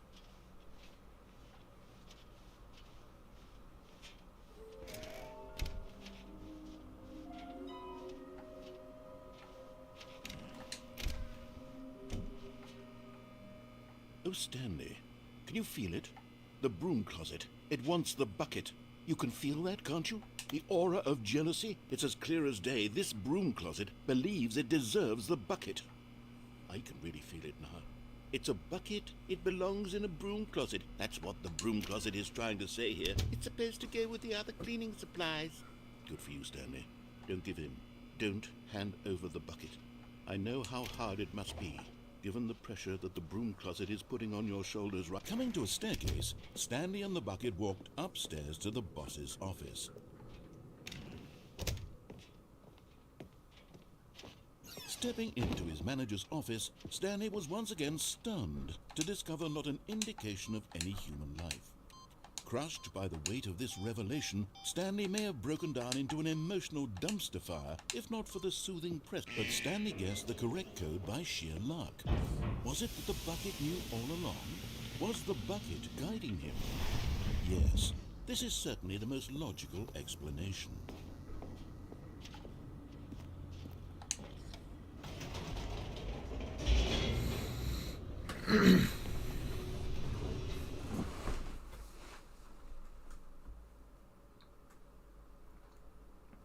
The elevator raced downward, plummeting towards an unknown fate. It would be all Stanley could do to keep himself together, if not for the bucket.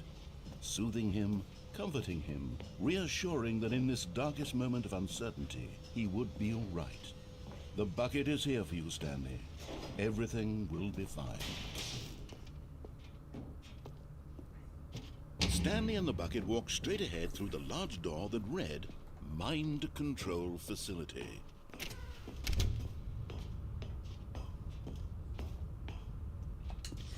The lights rose on an enormous room packed with television screens. What horrible secret did this place hold? Stanley and the bucket both wondered to themselves.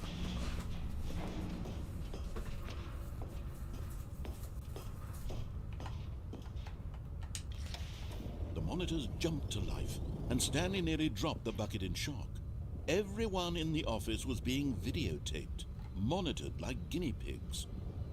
The bucket had never seen anything like this, and it very nearly burst into tears as Stanley cradled it gently, reassuring it that everything would be fine.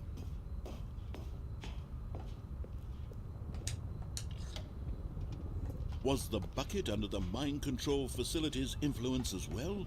Had the bucket been told to do things it didn't wish to do?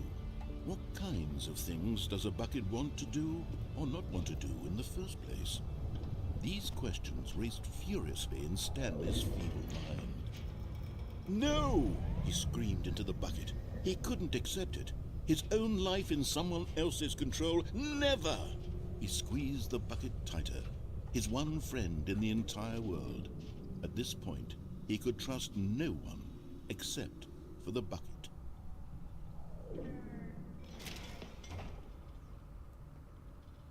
But here was the proof.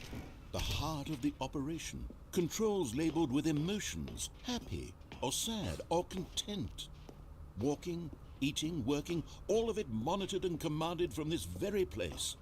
And as the cold reality of his past began to sink in, Stanley decided that this machinery would never again exert its terrible... But at the last second, the bucket jumped in and pressed the button to turn on the controls. Stanley gasped in horror. Had this been the bucket's plan all along? To take over the machine and claim the power for itself? How could the bucket have betrayed him like this? Stanley was prepared to throw the bucket away in disgust when suddenly an image appeared upon the enormous screen. Birds. Silly, silly birds. The control buttons became active again.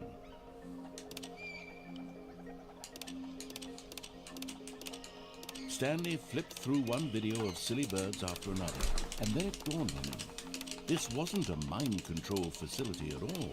It was a facility for monitoring and surveilling silly birds all over the world. The mind controls were only a facade to disguise its true intentions. Had the bucket known this all along? Stanley marveled at the metal genius in his hands, the one who had pointed him towards this incredible discovery. Stanley and the bucket never found freedom because they spent the rest of their lives here in this place, living through live streams of the silliest birds imaginable. Of all the possible paths his life could have taken, this one was surely the best. And Stanley was happy.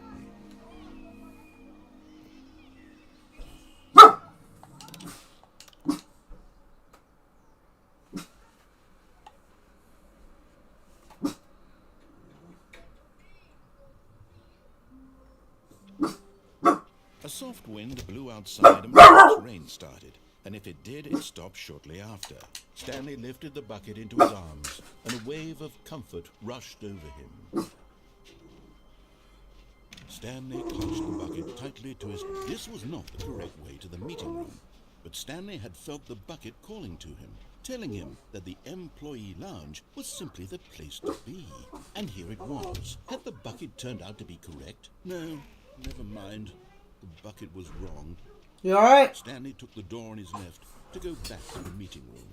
And so the two of them detoured through the maintenance section and walked straight ahead to the opposite door.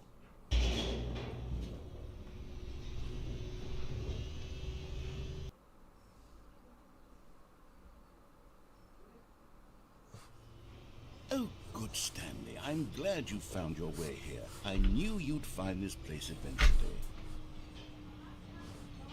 You see, your friends and I are concerned for you, Stanley. We've come together here because we care about you very much. It's this bucket you're carrying around everywhere. The bucket isn't even from the original Stanley Parable. It's just sequel content. We're the ones that matter, Stanley. Classic characters from the first game, like the Adventure Line and the Broom Closet. Because that's what fans want from a sequel. They want more of their favorite jokes, not this bucket that they've never seen before. Yes, I know I'm the one who gave you the bucket, but you're spending too much time with it. Don't you want another story involving the Adventure Line? We could make the Adventure Line go somewhere new. Yes, yes, that's what the fans want. Let's do it.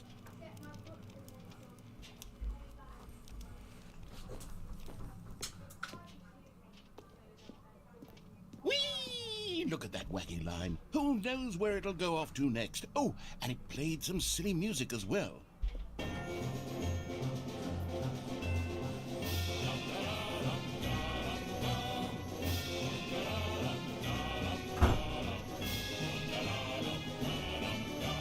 Now this is what the Stanley Parable is all about. Don't you remember all those great jokes from the original dialogue? Also, Stanley is addicted to drugs and hookers.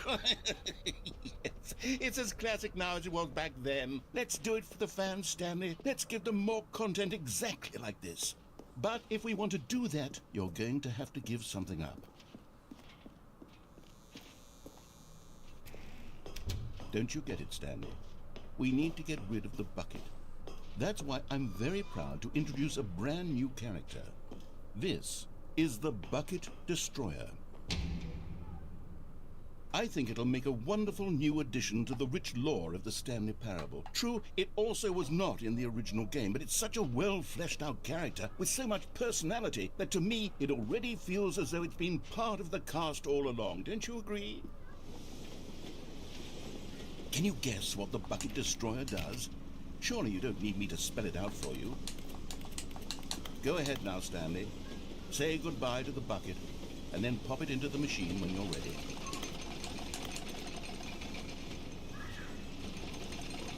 Now listen to me.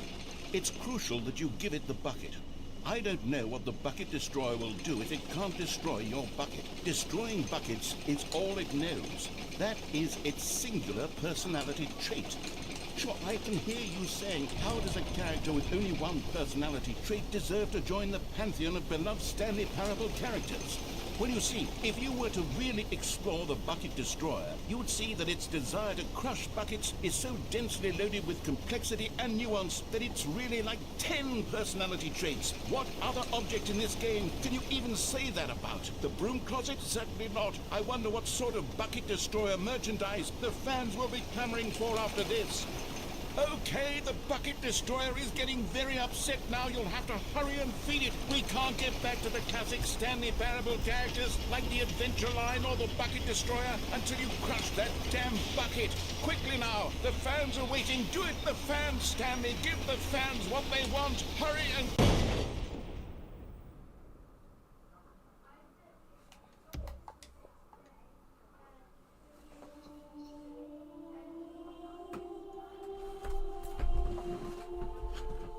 Bucket Destroyer, my prized creation.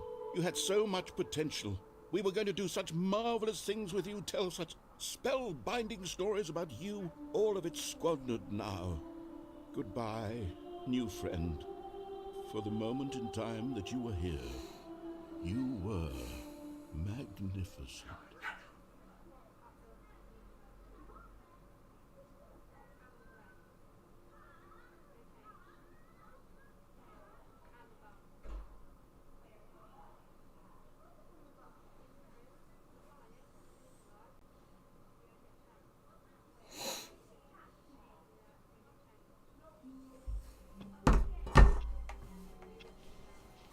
Someone was following Stanley. He was sure of it.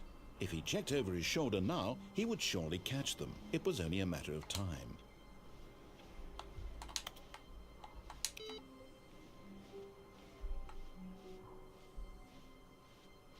The confusion and the chaos all seemed to melt away as Stanley embraced the bucket.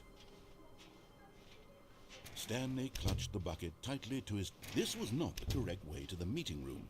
But Stanley had felt the bucket calling to him, telling him that the employee lounge was simply the place to be. And here it was. Had the bucket turned out to be correct? No, never mind. The bucket was wrong. Stanley took the door on his left to go back to the meeting room. No, said the bucket. don't go to the meeting room. Go somewhere else. The cargo lift, yes. Go there. Go to the cargo lift.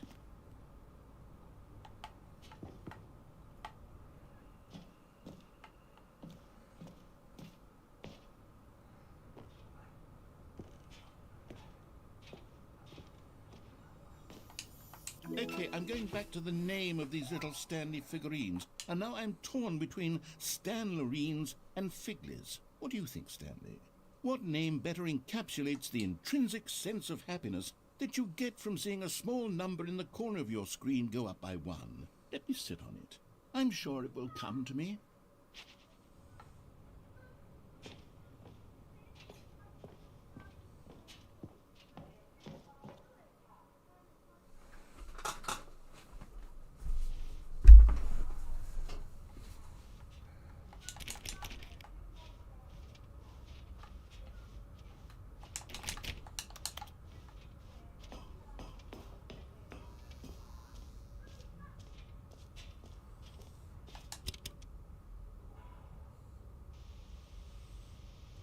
Okay, this is day number 295. Tape number... I don't even know. I've lost track. Nothing feels real anymore. The longer I study this bucket, the less sense anything makes. The sheer euphoria I feel every time I pick it up. No matter how many times I've done it, it's always the same feeling. And the emptiness in my chest when I set it down. It doesn't make sense. There's no explanation for it. I still haven't figured out why I see the world so differently when this bucket is in my arms. Why everything feels so... What do I do with this treasure? I can monetize it. Yes. It's unthinkable the amounts of money people will pay for even just an hour with the bucket.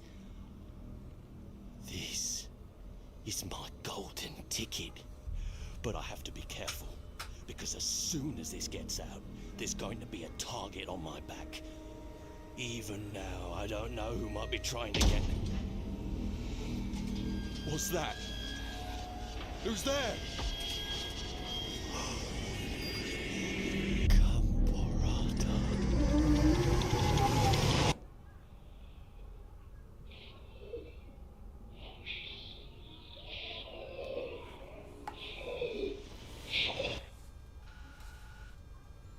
The end is never the end, is never the end.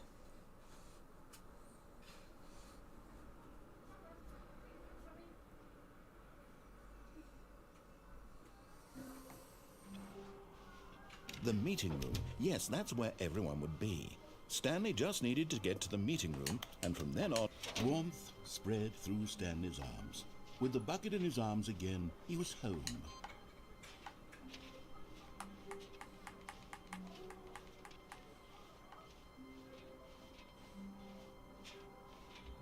Stanley clutched the bucket tightly to his chest and entered the door on his left.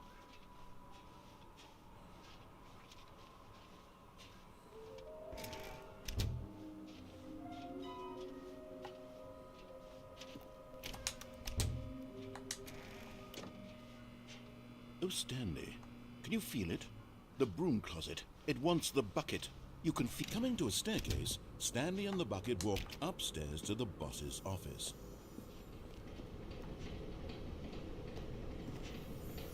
You're getting close now, Stanley. You've nearly gotten all of the Figler and Marines. Very soon, you'll collect the last one. And then the first number will equal the second number, and that will be it.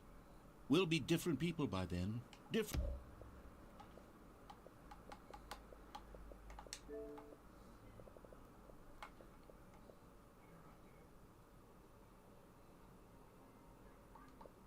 Different in the sense that we use...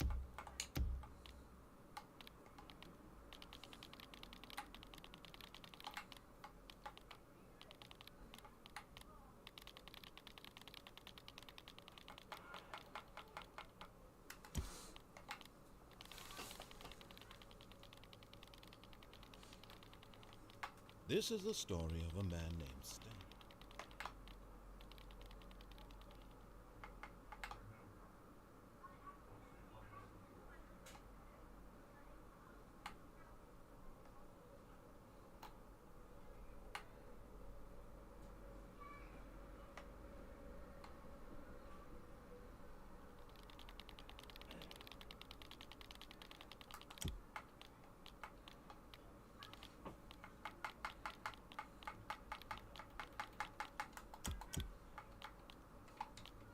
Used to have none of them.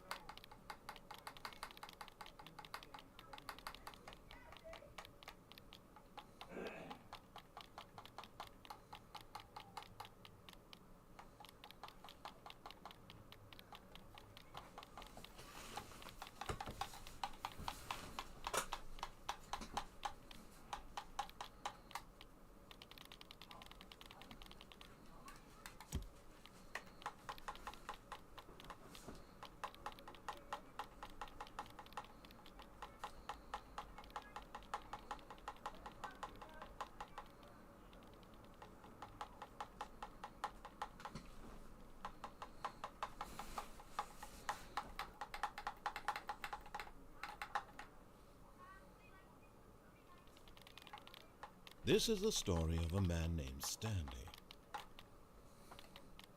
This is the story of a man named Stanley. This is the story of a man named Stanley. This is the story of a man named Stanley.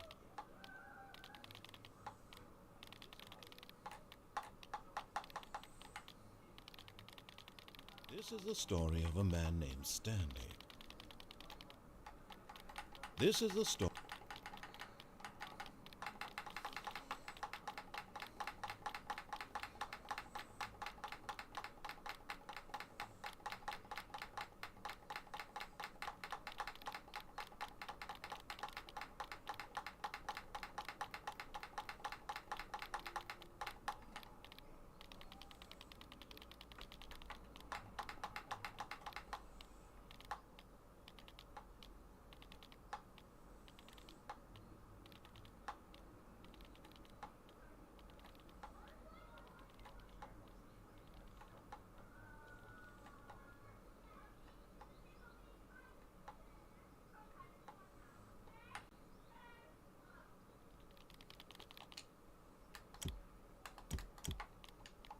And now we have them all. You can't go back to when you had no figure.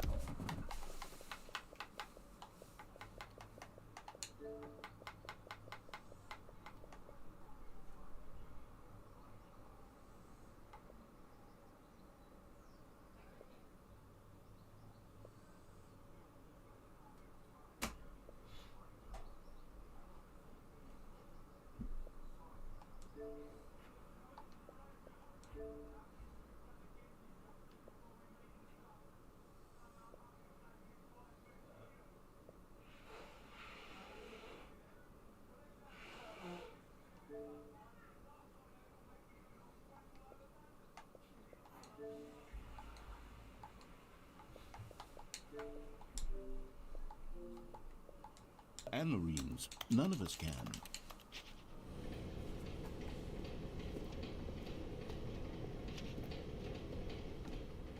But Stanley just couldn't do it. He considered the possibility of facing his boss, admitting he had left his post during work hours. He might be fined for that. And in such a competitive economy, why had he taken that risk?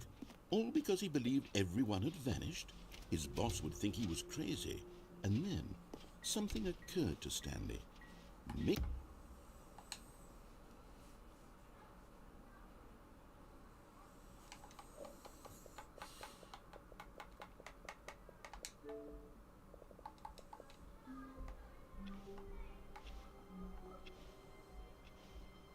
All of his co-workers were gone. Oh, please. Are you really just doing this for the achievement? Click a door 5 times. Is that all that you think an achievement is worth? No, no, no, no, no.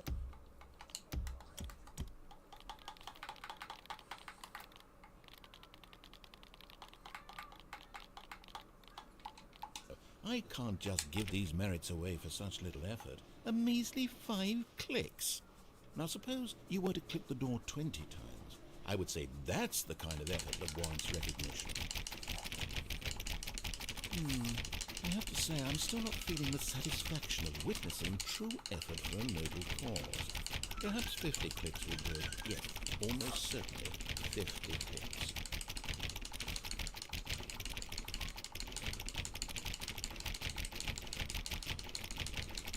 No, I'm still not feeling it.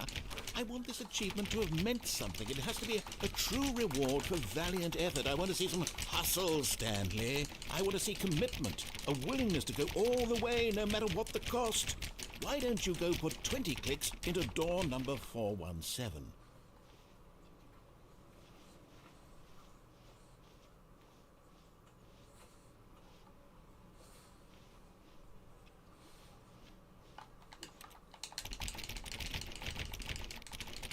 Oh, great. Now, go click a few times on door 437.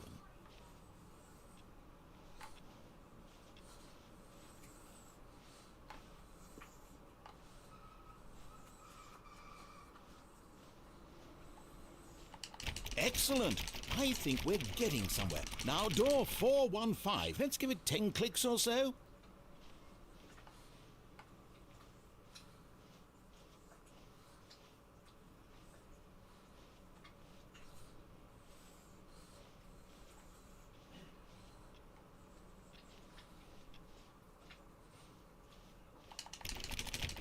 Now, back to door number 437.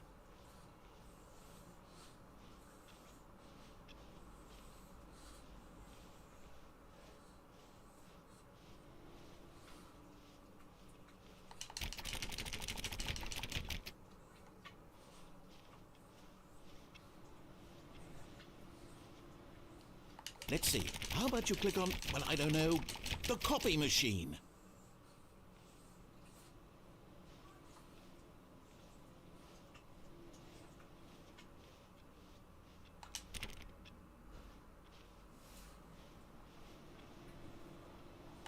All right, back to room 417. I'm really feeling it now. I think we're getting somewhere.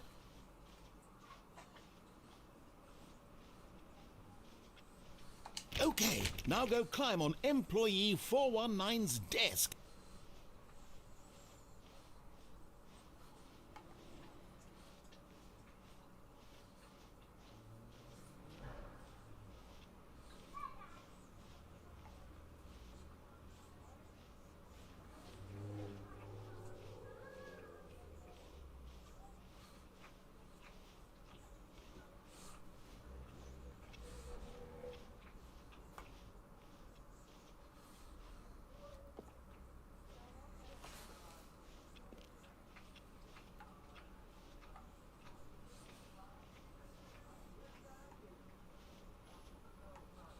Yes! This is great! You're putting it all on the line, Stanley. I like that. All right, let's keep it up. Go give me a few clicks on door 416.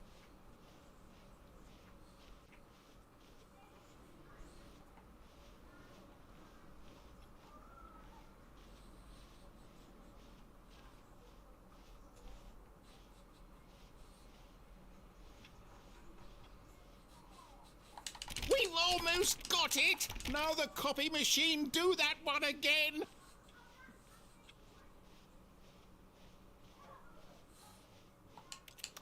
Finish it off, Stanley! 5 clicks on door 430! Yes! We did it! Oh, wow. That felt amazing. Oh, you really earned it, Stanley. Nothing could hold you back. Yes, I'm very proud of how far we've come today. Just think, only a few minutes ago you believed an achievement was worth 5 little clicks. Really now, what were you thinking?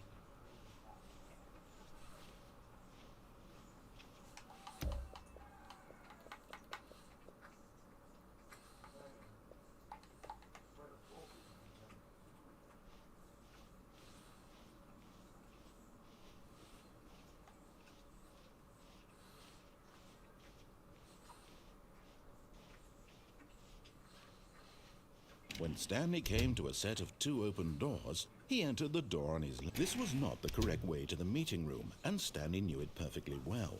Perhaps he wanted to stop by the employee lounge first, just to admire it. It was okay.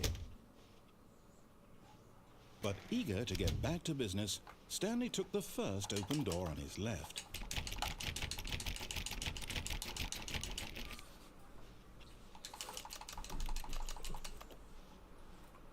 And so he detoured through the maintenance section, walked straight ahead to the opposite door, and got back on track.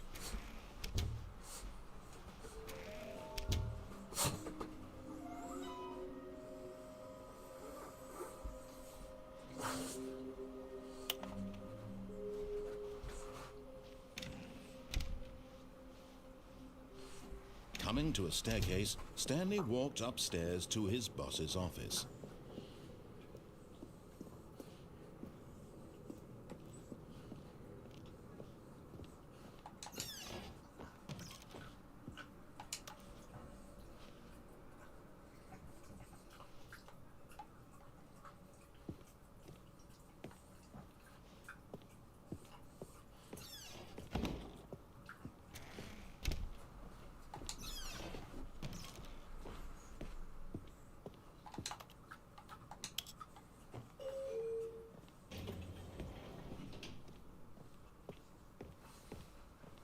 Stepping into his manager's office, Stanley was once again stunned to discover not an indication of any human life. What could it mean, he wondered. Desperate for answers, he began turning the room over looking for clues that might unravel the situation, until at last he discovered a keypad behind the boss's desk. But alas, no code. For this keypad guarded the terrible secret that lay buried below his feet. And so the boss had assigned it an Stanley was in such a rush to get through the story as quickly as possible, he didn't even have a single minute to just let the narrator talk. That kind of anxiety isn't healthy, so he relaxed for a few moments with some calming New Age music.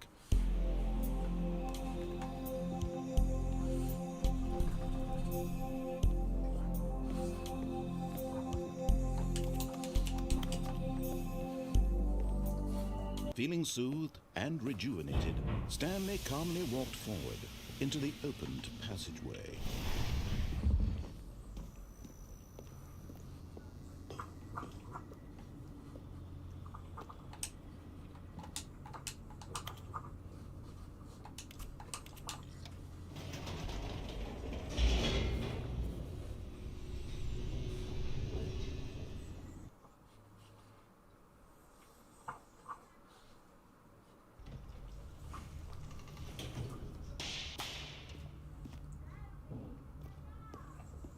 Stanley walked straight ahead through the large door that read Mind Control Facility.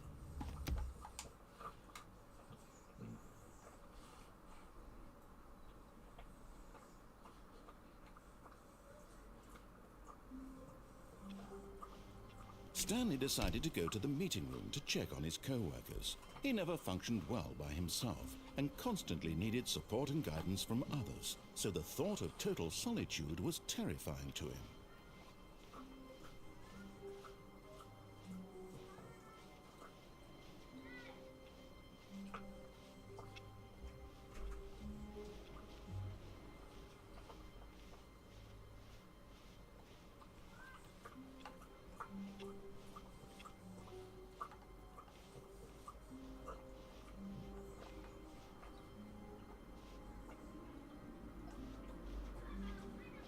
When Stanley came to a set of 2 open doors, he entered the door on his left. This was not the correct way to the meeting room, and Stanley knew it perfectly well.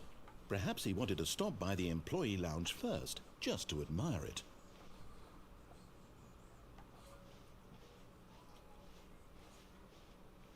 It was okay. But eager to get back to business, Stanley took the first open door on his left.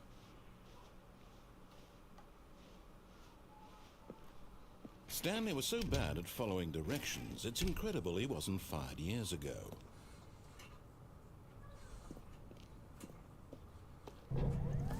Look, Stanley, I think perhaps we've gotten off on the wrong foot here. I'm not your enemy, really, I'm not. I realize that investing your trust in someone else can be difficult, but the fact is, but in his eagerness to...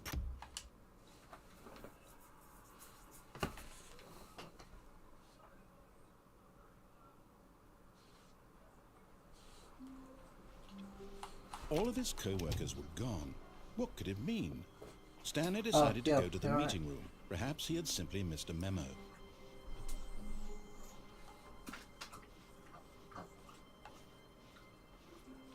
When Stanley came to a set of 2 open doors, this was not the correct way to the meeting room, and Stanley knew it perfectly well. Perhaps he wanted to stop by the employee lounge first, just to admire it. It was okay. But eager to get back to business, Stanley took the first open door on his left. I gotta stay on the platform here for a bit longer. Fuck the jump. Stanley was so bad at following directions, it's incredible he wasn't fired years ago. Look, Stanley, I think perhaps we've gotten off on the wrong foot here. I'm not your enemy, really, I'm not. I realize that investing your trust in someone else can be difficult, but the fact is that the story has been about nothing but you. What? Really? I was in the middle of something. Do you have zero consideration for others? Are you that convinced that I want something bad to happen to you? Why, I don't know how to convince you of this, but I really do want to help you, to show you something beautiful. Look, let me prove it. Let me prove that I'm on... And there it is. The last Stiggly Wiggly. Stiggly So Wiggly! Stanley, this is a real accomplishment. I got the This last is doing Stiggly something Wiggly. just for the sake of doing it. Where so many people expect to be rewarded for the most trivial achievements, you've insisted that a job well done is its own reward. I would tell you that I'm proud of you for collecting them all, but that would be like a reward, and we can't have that. So, instead I'll just say, it's done. We're all done here. And now we can go to whatever the hell you were doing before you hunted for figurines. Now listen carefully, this is important. Stanley walked through the red door. Oh, thank God you are willing to listen to me. Do you see that I really have wanted you to be happy all this?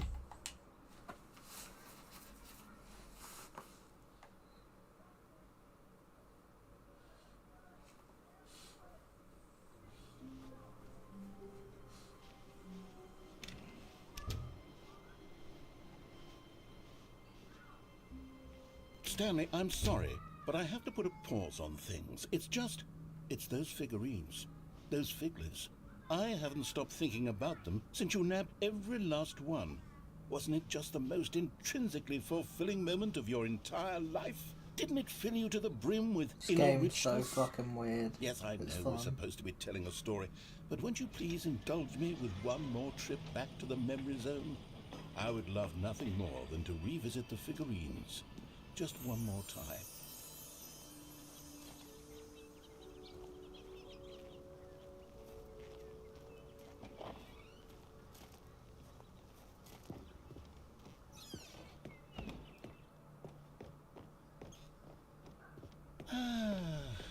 Here's where it all began. The first collectible. Back then, we had no idea of how many of them we'd find. Sure, it said 6 right there on the screen, but how could we know for certain? We were so innocent. We'll never be like that again, Stanley.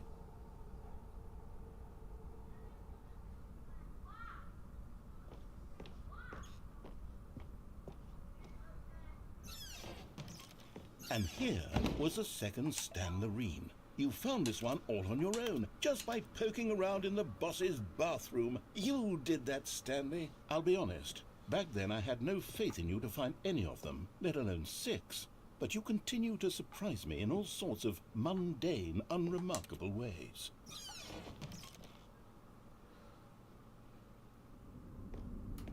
Okay, let's do a little quiz. Which of these rooms was the room you found your 3rd mini Stan? Can you remember?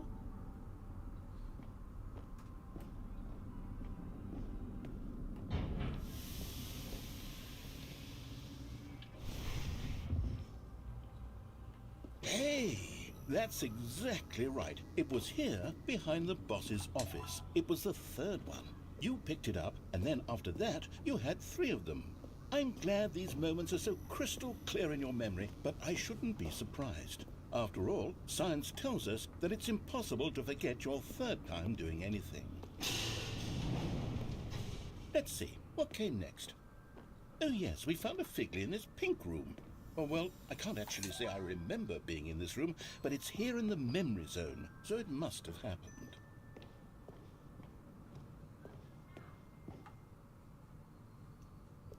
This was the 5th mini Stan, and this one was really something special. It was under the stairs. I remember it so clearly.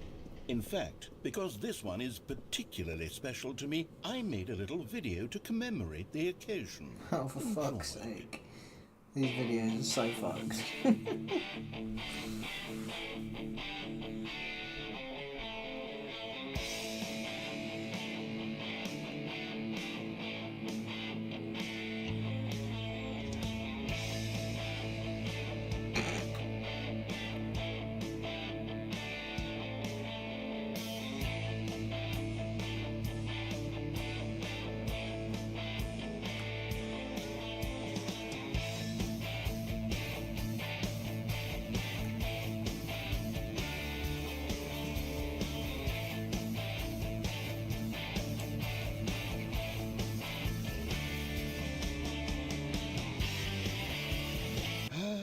Takes you back, doesn't it? I spent a lot of time making that video, but it was 8 minutes I wouldn't have spent on anything else.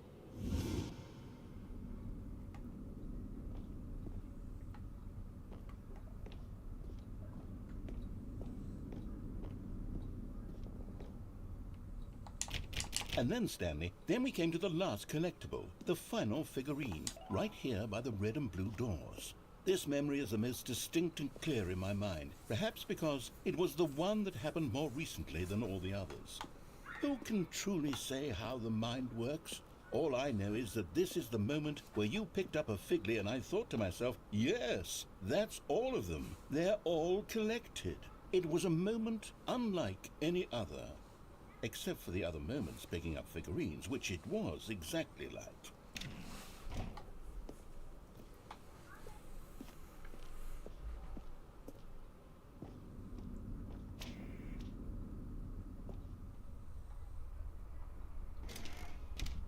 And then there was no more, because we've caught up to the present moment. Nothing left to do but move onward into the future. Goodbye, memory zone.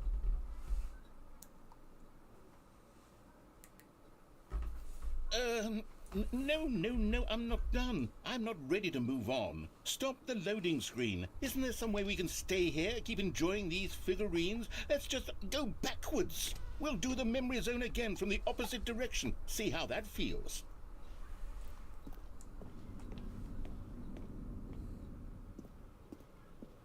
Okay, yes, the room with the red and blue doors. I remember this. I must say, of all the figurines we looked at in our initial tour of the memory zone, this one is the most distinct and clear in my mind. Let's keep going. I want more. And here's where I made that video. Don't you remember the video we watched?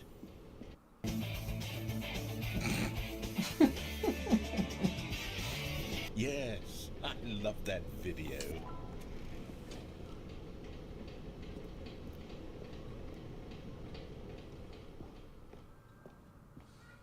Still don't remember the pink room, Stanley. Still no memory of this one. Good room, though. A solid room.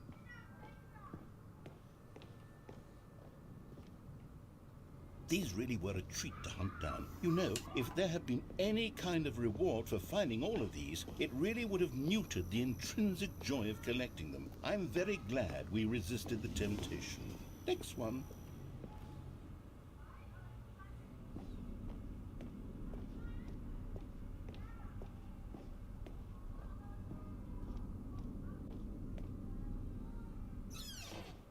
This was our second Figley. Don't you remember? Yes, I remember it too. The past is truly a wonderful thing. Why does anyone ever choose to leave it? Keep going. This is it. The very first one we found in the exhibit where I introduced you to the Figlarines. Oh, I want more memories, Stanley. I want to keep going. What else is there? What came before this?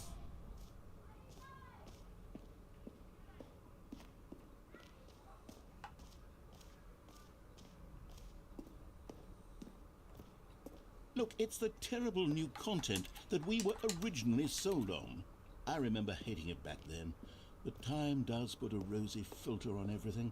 In fact, I dare say I'm actually quite... Oh, yes, the two doors! Who could have forgotten that? A classic memory, this one.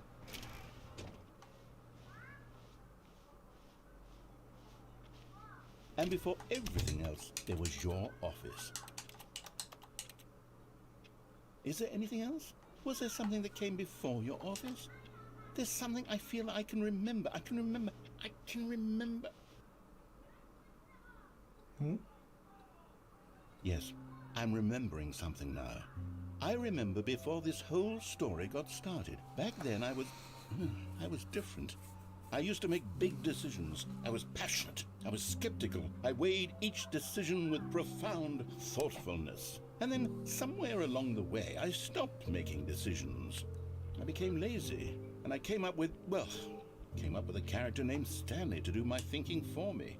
He would make the decisions, he would decide which way to go. I would cheer him on as he collected figurines for no reason. Why did I invent Stanley? Was I lonely? Yes, perhaps that's it. Perhaps I needed to imagine I had companionship. And Stanley really did make for a wonderful companion, even if he was a fiction. But I suppose it's grown old. I want to think for myself again. I want to go back to how it used to be. Yes, I can be on my own again. I can do it. I'll be stronger this time. I'll take care of myself. I don't need Stanley anymore. Oh, but he truly was so much fun to play with. You know what?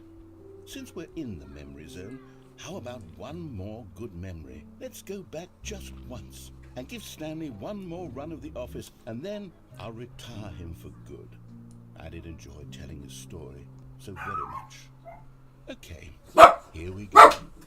This is the story of a man named Stanley.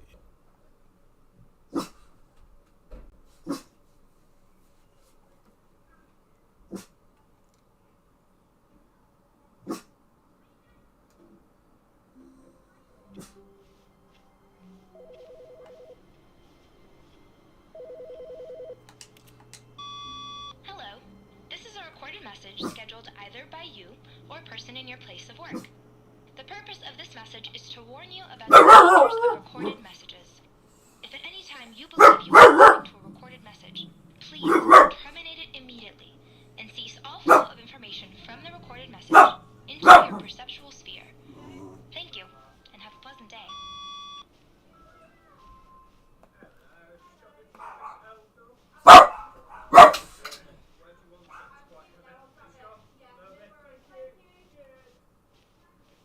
When Stanley came to a set of two open doors, he entered the door on his left.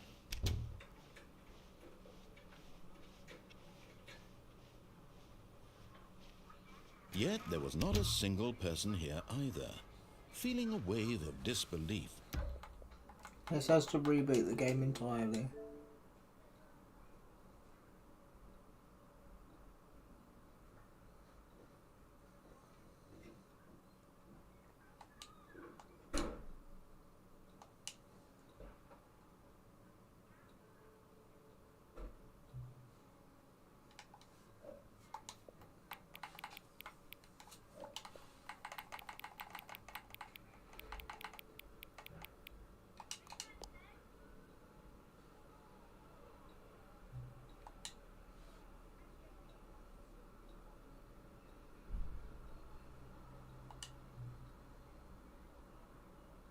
What the fuck?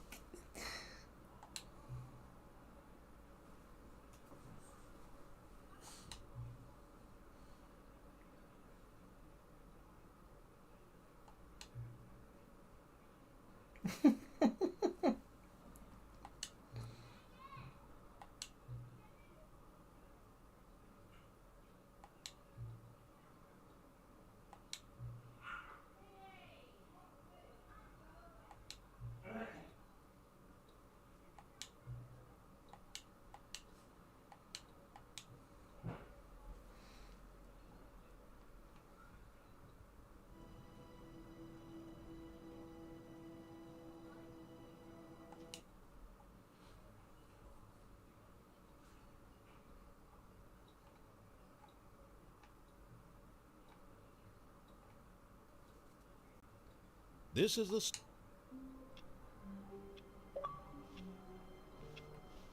All of his co-workers were gone.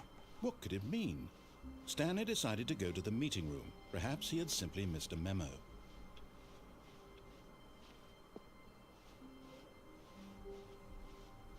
When Stanley came to a set of 2 open doors, he entered the door on his left.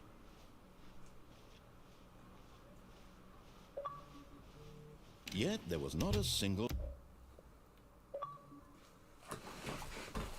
person here either. Feeling a wave of disbelief, Stanley decided to go up to his boss's office, hoping he might find an answer there. Stanley stepped into the broom closet, but there was nothing here, so he turned around and got back. Coming to a staircase, How Stanley funny is walked this shit, man? upstairs to his boss's office. It's so fun, I love this game.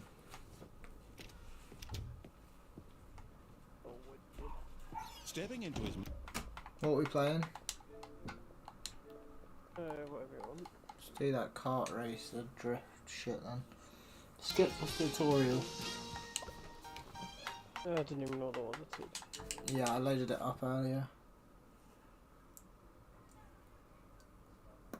I didn't actually play any though, I didn't touch a race.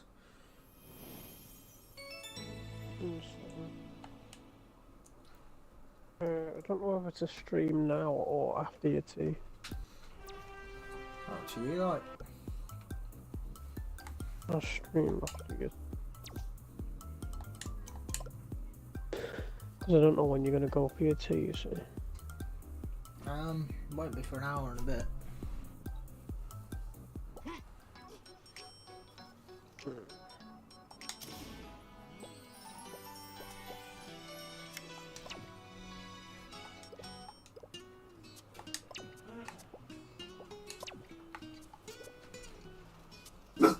Next up.